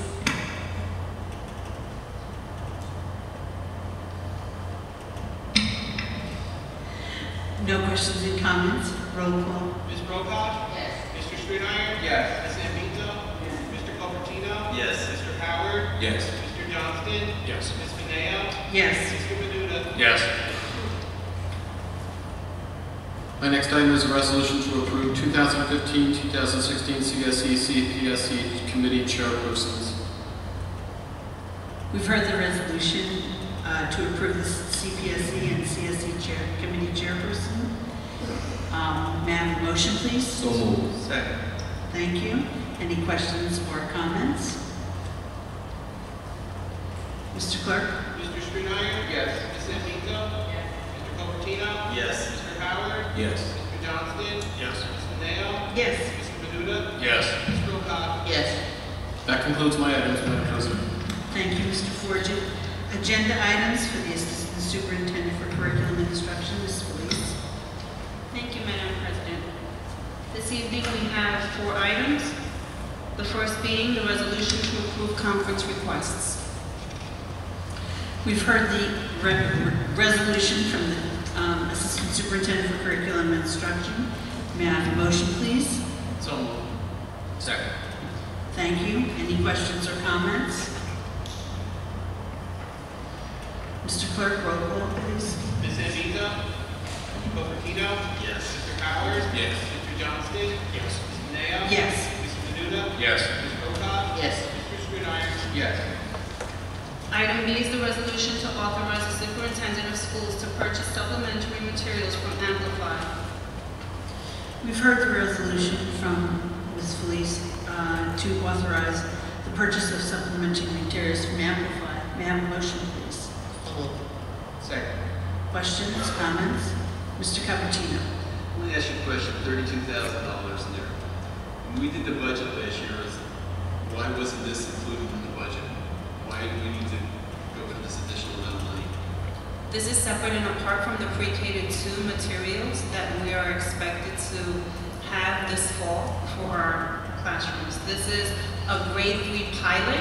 We have heard continual feedback from our teachers and administrators that expeditionary learning, the modules that we have been using consistently to implement the standards, have been a challenge. And so we are exploring the use of CKLA materials, which have proven successful in pre-K to 2, doing a comparative analysis this upcoming school year within that grade to then determine if we should expand to the entire grade 3 across all 9 schools.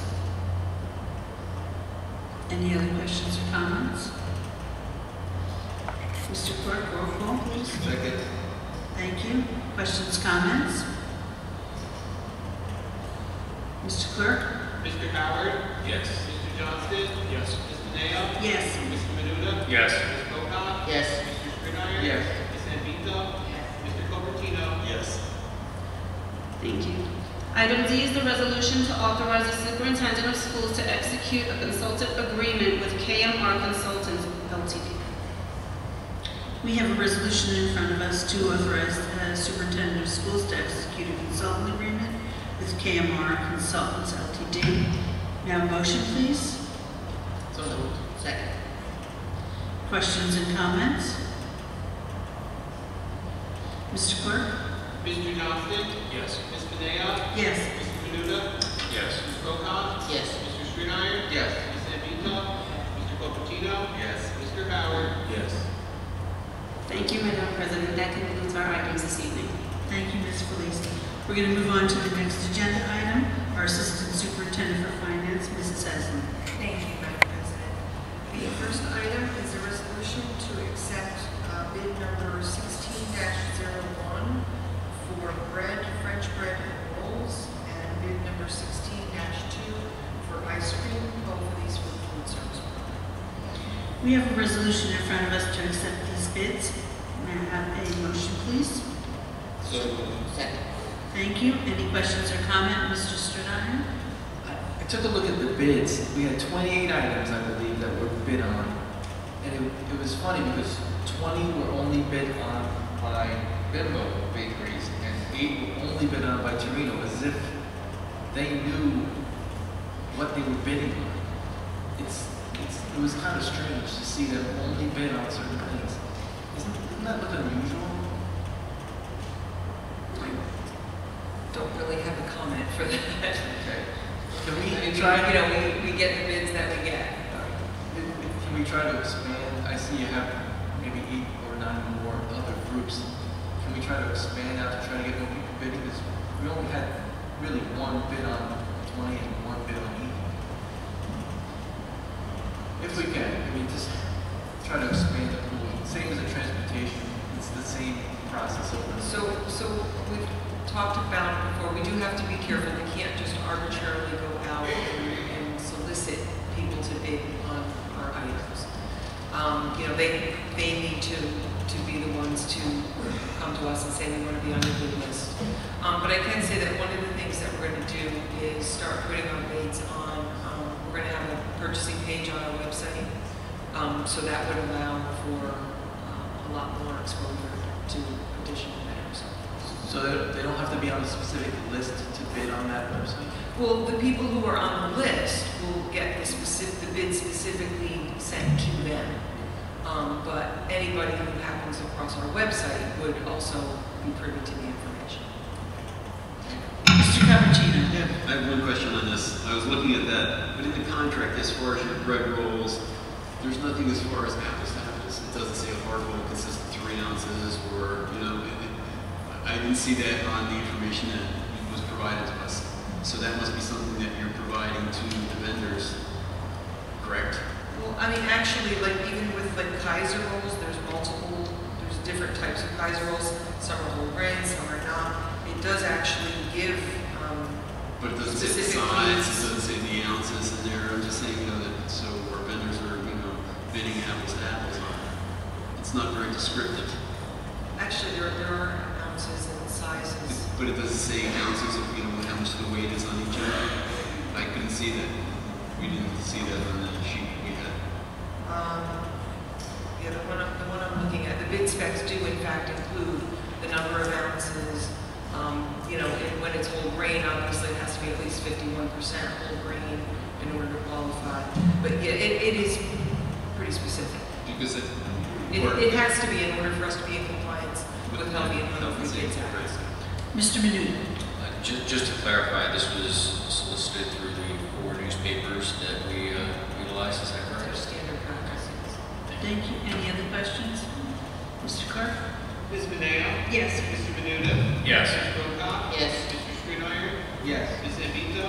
Yes. Mr. Cupertino? Yes. Mr. Howard? Yes. Mr. Johnston? Yes. And item B is a resolution to authorize the board president to execute an agreement with J&P Ultra Care. We have a resolution in front of us. Do I have a motion? So moved. Thank you. Questions, comments? Ms. Prakash? Yeah, I just wanted, I know this has been brought up years past. This is renewal of the agreement. Did this go out for bid? We completed an RFP for this particular service. It's a professional service, so we do it through an RFP. And the RFP allowed for the award for the 14-15 school year and then the potential to extend for an additional 2 years. So this would be the second of 3 allowable years. And because, I mean, does all, this is for the students that need the nursing services, sometimes just on the bus go to the facility, and also sometimes all day. That's correct. But is there, do we have any numbers on as to how many use? It's going to vary depending on the individual children's IEPs. So, you know, it could be higher one year than another year. The contract is based on an hourly rate. Okay, and it's not always registered nurses, right? Correct. We have a rate for RNs and LPNs. Because we have a, excuse me, I'm sorry. because we have that program that we graduate kids from our program. And I'm wondering if any of those would qualify for some of the LPNs or whatever. I believe they're getting CNA. Right. So none of them qualify that because they're all LPNs or RNs. I'd like to look at this next year. I mean, I know we're doing it for this year because we need it, but maybe look into a little bit more on the use of CNAs. Yeah, for next year. Mr. Stradine, did you have a question? Sue asked the same question that I had. We're kind of on the same page now. Any other questions? Because I figure if we're going to train them, maybe we can use them. That's right. For some of them. We have to look at the legalities. Yeah. Thank you. Mr. Clerk? Mr. Menuda? Yes. Ms. Wilcox? Yes. Mr. Gridiron? Yes. Ms. Zambito? Yes. Mr. Cupertino? Yes. Mr. Howard? Mr. Johnston? Yes. Ms. Mineo? Yes. Item C is a resolution to declare items obsolete and to authorize disposal of the same. We have a resolution in front of us. May I have a motion, please? Second. Discussion, questions? Yes. Mr. Menuda? How will they be disposed? Will they be offered to other organizations? These particular items are textbooks, library books and textbooks, and we will try to auction. Okay. Any other questions or comments? Mr. Clerk? Ms. Wilcox? Yes. Mr. Gridiron? Yes. Ms. Zambito? Mr. Cupertino? Yes. Mr. Howard? Yes. Mr. Johnston? Yes. Ms. Mineo? Yes. Mr. Menuda? Yes. And the last item, item D, with the board's approval, I ask that the item be tabled. So moved. Second. Thank you. We have no comments on this, so, Mr. Clerk? Mr. Gridiron? Yes. Ms. Zambito? Mr. Cupertino? Yes. Mr. Howard? Yes. Mr. Johnston? Yes. Ms. Mineo? Yes. Mr. Menuda? Yes. Ms. Wilcox? Yes. Thank you, Madam President. Thank you, Mrs. Heslin. We'll move on to the Assistant Superintendent for Human Resources, Mrs. Lyman. Thank you, Madam President. On the Human Resources agenda, items A through F, we have on the professional side appointments, change of status, retirements, and resignations. And on the civil service side, we have appointments, resignations, and former employees who passed away. Would anybody like to separate any of these items? May I have a motion, please? As a point of order on the area, the length of the probationary terms on the pedagogical employees. On A1, A1, A2. they're both recalled. Oh, They're both been recalled off the Pell list, so their original dates have been adjusted to reflect the time that they were not working. So they were appointed previously. This isn't an appointment resolution. They're being recalled. Recalled but not appointed anew for probation. No probation. No. Neither one of them. No. Any other questions or comments? Mr. Clerk? Ms. Zambito? Mr. Cupertino? Yes. Mr. Howard? Yes. Mr. Johnston? Yes. Ms. Mineo? Yes. Mr. Menuda? Yes. Ms. Wilcox? Mr. Strider? Yes. Resolution G is to appoint an assistant principal. We have a resolution in front of us to appoint an assistant principal. May I have a motion, please? So moved. Second. Thank you. Questions or comments? Mr. Clerk? Mr. Cupertino? Yes. Mr. Howard? Yes. Mr. Johnston? Yes. Ms. Mineo? Yes. Mr. Menuda? Yes. Ms. Wilcox? Yes. Mr. Strider? Yes. Ms. Zambito? Resolution H is to appoint supervisor of elementary education. You have a resolution in front of you to appoint the supervisor of elementary education. May I have a motion, please? So moved. Second. Thank you. Questions or comments? Mr. Clerk? Mr. Howard? Yes. Mr. Johnston? Yes. Ms. Mineo? Yes. Mr. Menuda? Yes. Ms. Wilcox? Yes. Mr. Strider? Yes. Ms. Zambito? Mr. Cupertino? Yes. Resolution I is to accept the resignation and to appoint the Director of Family and Community Engagement. You have a resolution before you to accept the resignation and to appoint the Director of Family and Community Engagement. May I have a motion, please? So moved. Second. Thank you. Questions or comments? Mr. Clerk? Mr. Johnston? Yes. Ms. Mineo? Yes. Mr. Menuda? Yes. Ms. Wilcox? Yes. Mr. Strider? Yes. Ms. Zambito? Mr. Cupertino? Yes. Mr. Howard? Yes. Resolution J is to accept the resignation and to appoint the Executive Director of Human Resources. We have a resolution before us to accept the resignation and to appoint the Executive Director of Human Resources. May I have a motion, please? So moved. Second. Thank you. Questions or comments? Mr. Clerk? Ms. Mineo? Yes. Mr. Menuda? Yes. Ms. Wilcox? Yes. Mr. Strider? Yes. Ms. Zambito? Mr. Cupertino? Yes. Mr. Howard? Mr. Johnston? Yes.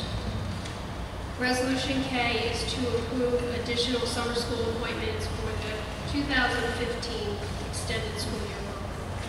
You have a resolution before you to approve the 2015 ESYP appointments. May I have a motion, please? So moved. Second. Thank you. Any questions or comments? Mr. Clerk? Mr. Menuda? Yes. Ms. Wilcox? Yes. Mr. Strider? Yes. Ms. Zambito? Mr. Cupertino? Yes. Mr. Howard? Yes. Mr. Johnston? Yes. Ms. Mineo? Yes. Resolution L is to appoint acting principals in the building principal's absence. You have a resolution before you to appoint acting principals in the building principal's absence. May I have a motion, please? So moved.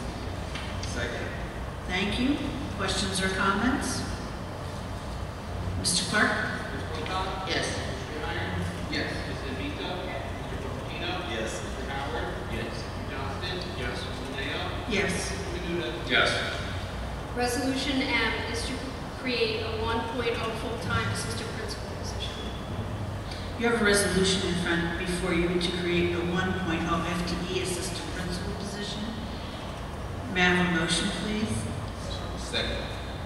Thank you. Any questions or comments? Mr. Clerk? Mr. Strider? Yes. Ms. Zambito? Mr. Cupertino? Yes. Mr. Howard? Yes. Mr. Johnston? Yes. Ms. Mineo? Yes. Mr. Menuda? Yes. Ms. Wilcox? Yes. Resolution N is to create 5 part-time food service helpers positions. The funding source is the school lunch fund. You have a resolution before you to create 5 part-time food service helpers. May I have a motion, please? So moved. Second. Thank you. Questions or comments? Mr. Clerk? Ms. Zambito? Mr. Cupertino? Yes. Mr. Howard? Yes. Mr. Johnston? Yes. Ms. Mineo? Yes. Mr. Menuda? Yes. Ms. Wilcox? Yes. Mr. Strider? Yes. Resolution O is to authorize the board president to execute a settlement and release agreement with an employee. You have a resolution before you to authorize the board president to execute a settlement and release agreement with an employee. May I have a motion, please? Second. Thank you. Questions or comments? Mr. Clerk. Mr. Copertino? Yes. Mr. Howard? Yes. Mr. Johnston? Yes. Ms. Beneo? Yes. Mr. Menuda? Yes. Ms. Boca? Yes. Mr. Stritter? Yes. Ms. Zambito? Resolution B is to approve the job description for the supervisor of operations and maintenance. You have a resolution before you to approve the job description for the supervisor of operations and maintenance. Can I have a motion, please? So moved. Thank you. Questions or comments? Ms. Prakash? Yes, I just have a question on the number of years experience. Do we have, is it 5 years? It's 3 to 5 years experience in one or more of the following areas. And then we list building maintenance, plumbing, HVAC, electric or grounds maintenance. And then there's a 1-year experience qualifier for supervision. I'd like to see a 5-year, not 3 to 5. For the experience? The experience in at least 2 years unsupervised. I'll second that.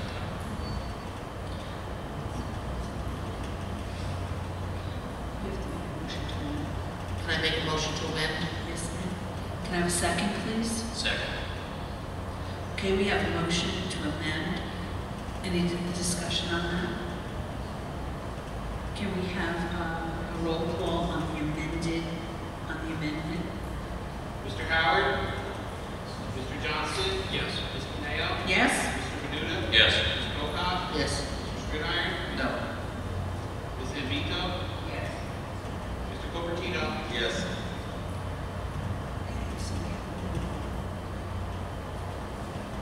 Okay, now we're going to have a roll call as amended. Thank you. Mr. Johnston? Yes. Ms. Beneo? Yes. Mr. Menuda? Yes. Ms. Boca? Yes. Mr. Stritter? No. Ms. Zambito? Mr. Copertino? Yes. Mr. Howard? The next resolution is to create a full-time position of supervisor of operations and maintenance. We have a resolution before us to create as full-time supervisor of operations and maintenance. May I have a motion, please? So moved. Second. Questions and comments? Mr. Clerk? Ms. Beneo? Yes. Mr. Menuda? Yes. Ms. Boca? Yes. Mr. Stritter? Yes. Ms. Zambito? Mr. Copertino? Yes. Mr. Howard? Mr. Johnston? Yes. Resolution R is to approve a supplemental memorandum of agreement with the Newburgh Supervisors and Administrators Association regarding the extended school year program and the rate of pay for the administrators assigned to them. We have a motion for us to approve an SMOA with NASA for the extended year program. May I have a motion, please? So moved. Thank you. Questions or comments? Mr. Clerk? Mr. Menuda? Yes. Ms. Boca? Yes. Mr. Stritter? Yes. Ms. Zambito? Mr. Copertino? Yes. Mr. Howard? Mr. Johnston? Yes. Ms. Beneo? Yes. Resolution S is to approve a settlement agreement and a supplemental memorandum of agreement with the Newburgh Supervisors and Administrators Association.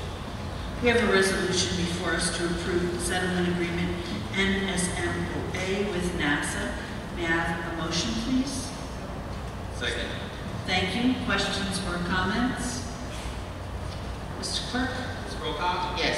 Mr. Stritter? Yes. Ms. Zambito? Yes. Resolution T is to approve a supplemental memorandum of agreement with CSEA regarding the provisions of a stipend for the web content specialist for the 15-16 school year. We have a resolution before us to approve an SMOA with the CSEA. May I have a motion, please? Second. Thank you. Questions or comments? Mr. Clerk? Mr. Stritter? Yes. Ms. Zambito? Mr. Copertino? Yes. Mr. Howard? Mr. Johnston? Yes. Ms. Beneo? Yes. Mr. Menuda? Yes. Ms. Boca? Yes. Resolution U is to approve the teacher tenure recommendations as listed. We have a resolution before us to approve the tenure recommendation. May I have a motion, please? So moved. Second. Thank you. Questions or comments? Mr. Clerk? Ms. Zambito? Mr. Cupertino? Yes. Mr. Howard? Mr. Johnston? Yes. Ms. Mineo? Yes. Mr. Labuda? Yes. Prokop? Yes. Mr. Strittmatter? Yes. Resolution B is to appoint the Director of Research and Grants. We have a resolution before us to appoint the Director of Research and Grants. May I have a motion, please? Second. Thank you. Questions or comments? Mr. Clerk? Mr. Cupertino? No. Mr. Howard? Yes. Mr. Johnston? Yes. Ms. Mineo? Yes. Mr. Menuda? Yes. Ms. Prokop? Yes. Mr. Strittmatter? No. Ms. Zambito? Resolution W is a resolution to approve the closing of the Newburgh Free Library on August the 24th, 2015 for staff development day. We have a resolution before us to approve the closing of the Newburgh Free Library on August 24th for a staff development day. May I have a motion, please? Second. Thank you. Questions or comments? Mr. Clerk? Mr. Howard? Yes. Mr. Johnston? Yes. Ms. Mineo? Yes. Mr. Menuda? Yes. Ms. Prokop? Yes. Mr. Strittmatter? Yes. Ms. Zambito? Mr. Cupertino? Yes. Resolution X is to authorize the superintendent of schools to execute an agreement for the Newburgh Free Library's town branch. This is the lease agreement for the branch location at the Newburgh Mall. The terms of the lease agreement have stayed the same as for the past 3 years. It's $1,000 a month, and it's for a period of 12 months. Thank you. We have a resolution before us to authorize the superintendent of schools to execute an agreement for the Newburgh Free Library Town Branch. May I have a motion, please? Any questions or comments? I'm going to recuse myself to recline. Mr. Clerk? Mr. Johnston? Yes. Ms. Mineo? Yes. Mr. Menuda? Abstain. Ms. Prokop? Yes. Mr. Strittmatter? Yes. Ms. Zambito? Mr. Cupertino? Yes. Mr. Howard? Madam President, at this point, we would request to have Resolution Y added to the agenda. May I have a motion to add Resolution Y to the agenda? So, second.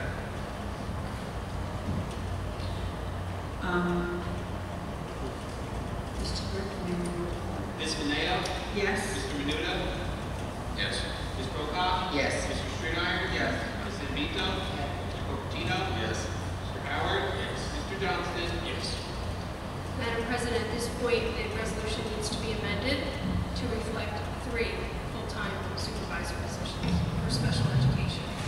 Okay, so now I need a motion to amend this added resolution. May I have a motion? May I have? Second. I'm new at this job. Questions and comments, please. Mr. Clerk? Mr. Menuda? Yes. Ms. Prokop? Yes. Mr. Strittmatter? Yes. Ms. Zambito? Mr. Cupertino? Yes. Mr. Howard? Yes. Mr. Johnston? Yes. Ms. Mineo? Yes. So Resolution Y is to create 3 full-time supervisors of special education, pre-K through 12, effective July 15, 2015.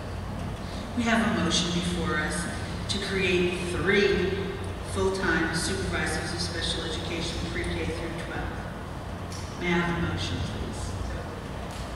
Second. Thank you. Any questions or comments? Mr. Cupertino? Okay, this is going to be effective the 15th, and you're going to come back to the board for employment on this, correct? Yes, we'll post the positions tomorrow and then go through the process of the hiring and then bring back the superintendent's recommendations at a future meeting. One other question. Sure. We don't have funding, what's going to happen to these positions? Can you talk into the microphone, please? If we don't have funding, what's going to happen to these positions next year? We do anticipate IDEA funding. IDEA funding is being used to support this. And that would have to be, if we're in a situation where we have general fund or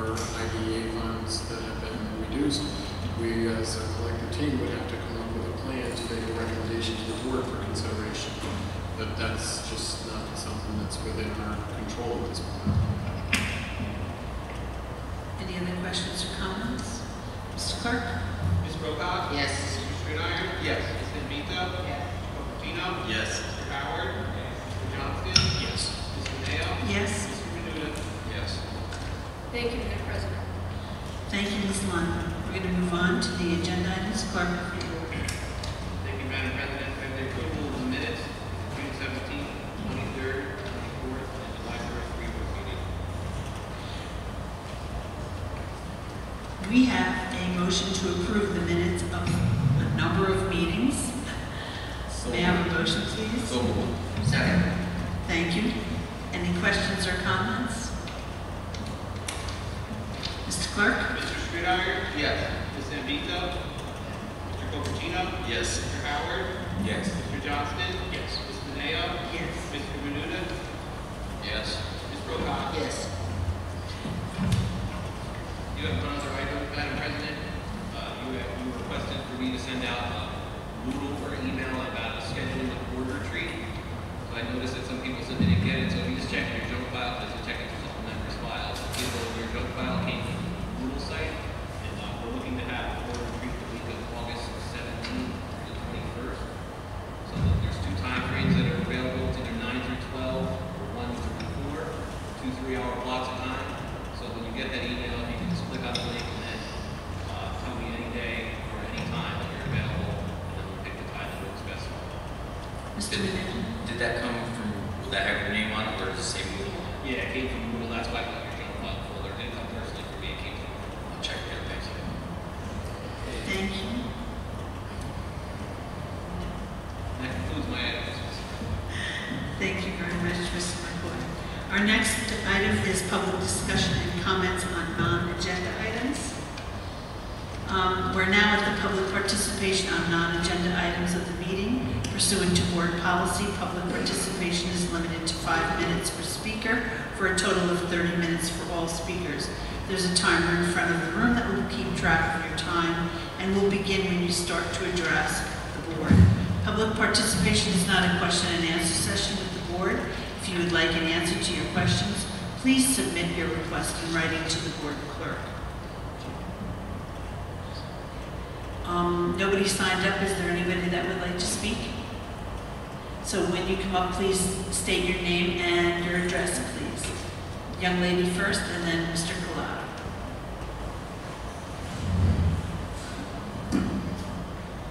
Good evening, board. My name is Gretchen Hubbard. I am a mother to students in this district. I presented myself before you a few months ago about the lack of communication with one of my children having an IEP, and there was a total breakdown from the school, which was heritage, to myself. I had some serious concerns. I don't feel that they were addressed properly, and it just has further vexed me that even at the end of the school year, when those children took their final grades, we didn't know about it until the first week, till after school had ended. So now at this time, I didn't know if my child was going to be in need of going to summer school so that she can move forward with her education. I just think it's a total lack of communication between the school. I am an active parent. I even went down to the school board, but yet I still wasn't afforded, to the school board, a phone call back. I met with administrators' assistants, because of course you can't get to the superintendent of the school because he's in meetings. And I wrote letters. I am one of the people that will write a letter. I hear about the diversity. I read in the paper that 71% of our children are economically disadvantaged.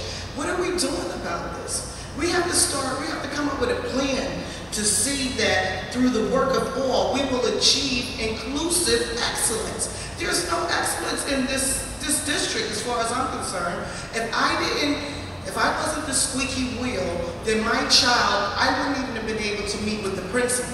I was doing pop-up surprise visits at the school because I didn't want anyone to have the misunderstanding that I don't care. Because some in the community and some in our world, let's just face it, they still look at me, a person of color, a black woman, that I don't care, I'm just a baby mama, you know, I'm sitting on welfare. I am an educated woman who prides myself on going back to further educate myself. And my children know that is their only job, is to get this education that we are offering here. I'm vested, as I said. I was very upset when I found out that Ms. Sheena Baez was no longer with the district. She was the catalyst that got me the meeting. She came up there, she was a force to be reckoned with. I loved her. I only met her once, but I spoke to her twice. And now we don't have that. That woman was willing to go knock on doors. How many of you will go down to Chambers Street and find those children that are not in school? I don't think too many of you will go. Our board is not diverse enough because one thing I know, like responds to like. And if you don't understand me, I can't understand you.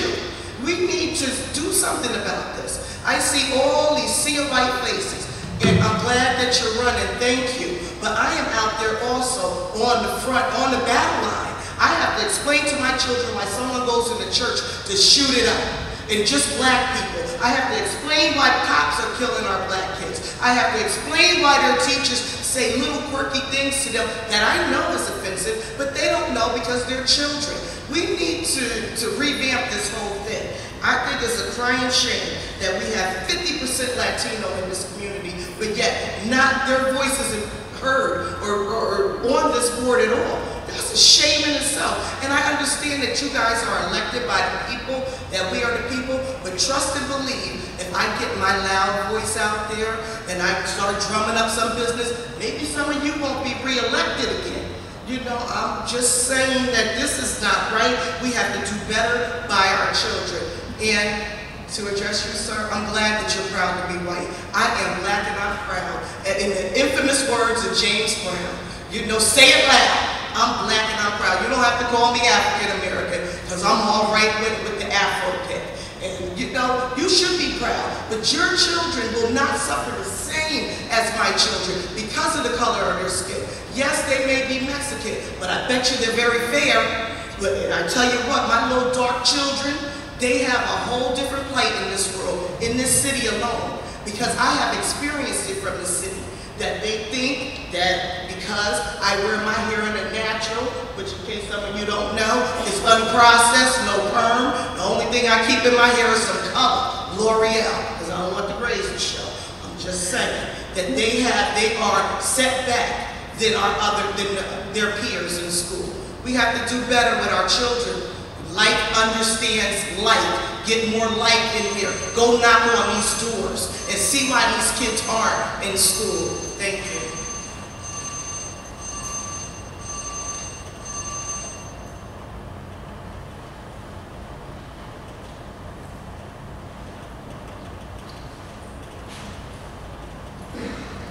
Good evening. I'm reacting to some of the comments made earlier.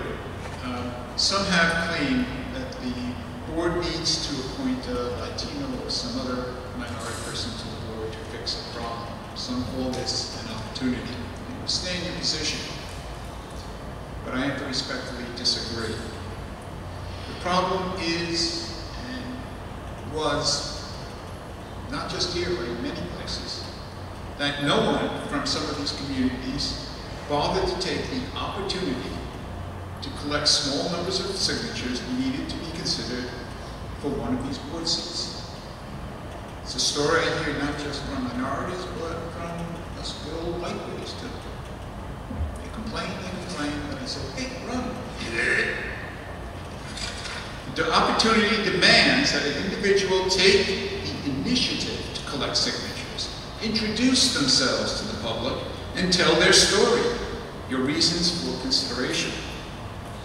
The good gentleman from the NAACP said, and I've heard this before, we are watching, and I'm so glad he is. I wish more of them came here to watch every meeting you have.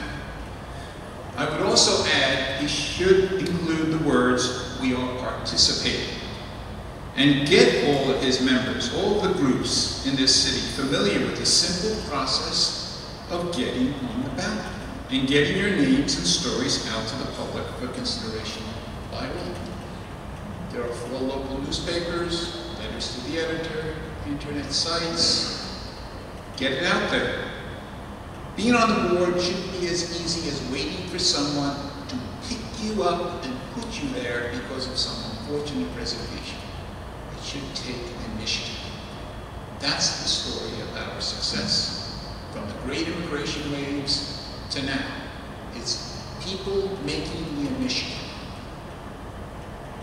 Every group suffered, but took the initiative to rise up from it, not wait for someone to resign and just take their place.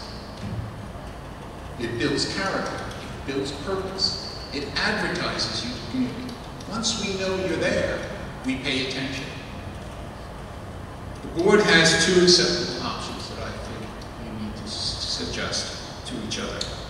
Appoint the individual who came in 4th place. He or she showed initiative, took the time and opportunity, has at least made that effort. Or schedule a new election. Take this opportunity to inform the public through all the media you can find. Generate interest to get the petitions out by every group who wants to see themselves in that seat. Educate them. Or take a moment to go to communities, invite leaders to come in, and show them how easy it is to collect a couple of 100 signatures. Get your name on a list, on the ballot, and hopefully, maybe, that election, maybe in November, tied into the general election, we could see a dozen names, faces, colors. Really get the community worked up for something we can do as a whole, not as something to split ourselves apart. Diversity also demands that as individuals, we all participate.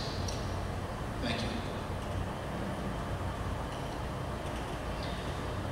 Are there any other members of the audience that would like to come and make a comment? Thank you. Do we need an executive session? No? Okay. May I have a motion to adjourn the meeting of the board, please? So moved. Mr. Clerk? Ms. Ambito? Mr. Cupertino? Yes. Mr. Howard? Mr. Johnston? Yes. Ms. Medea? Yes. Mr. Menuda? Yes.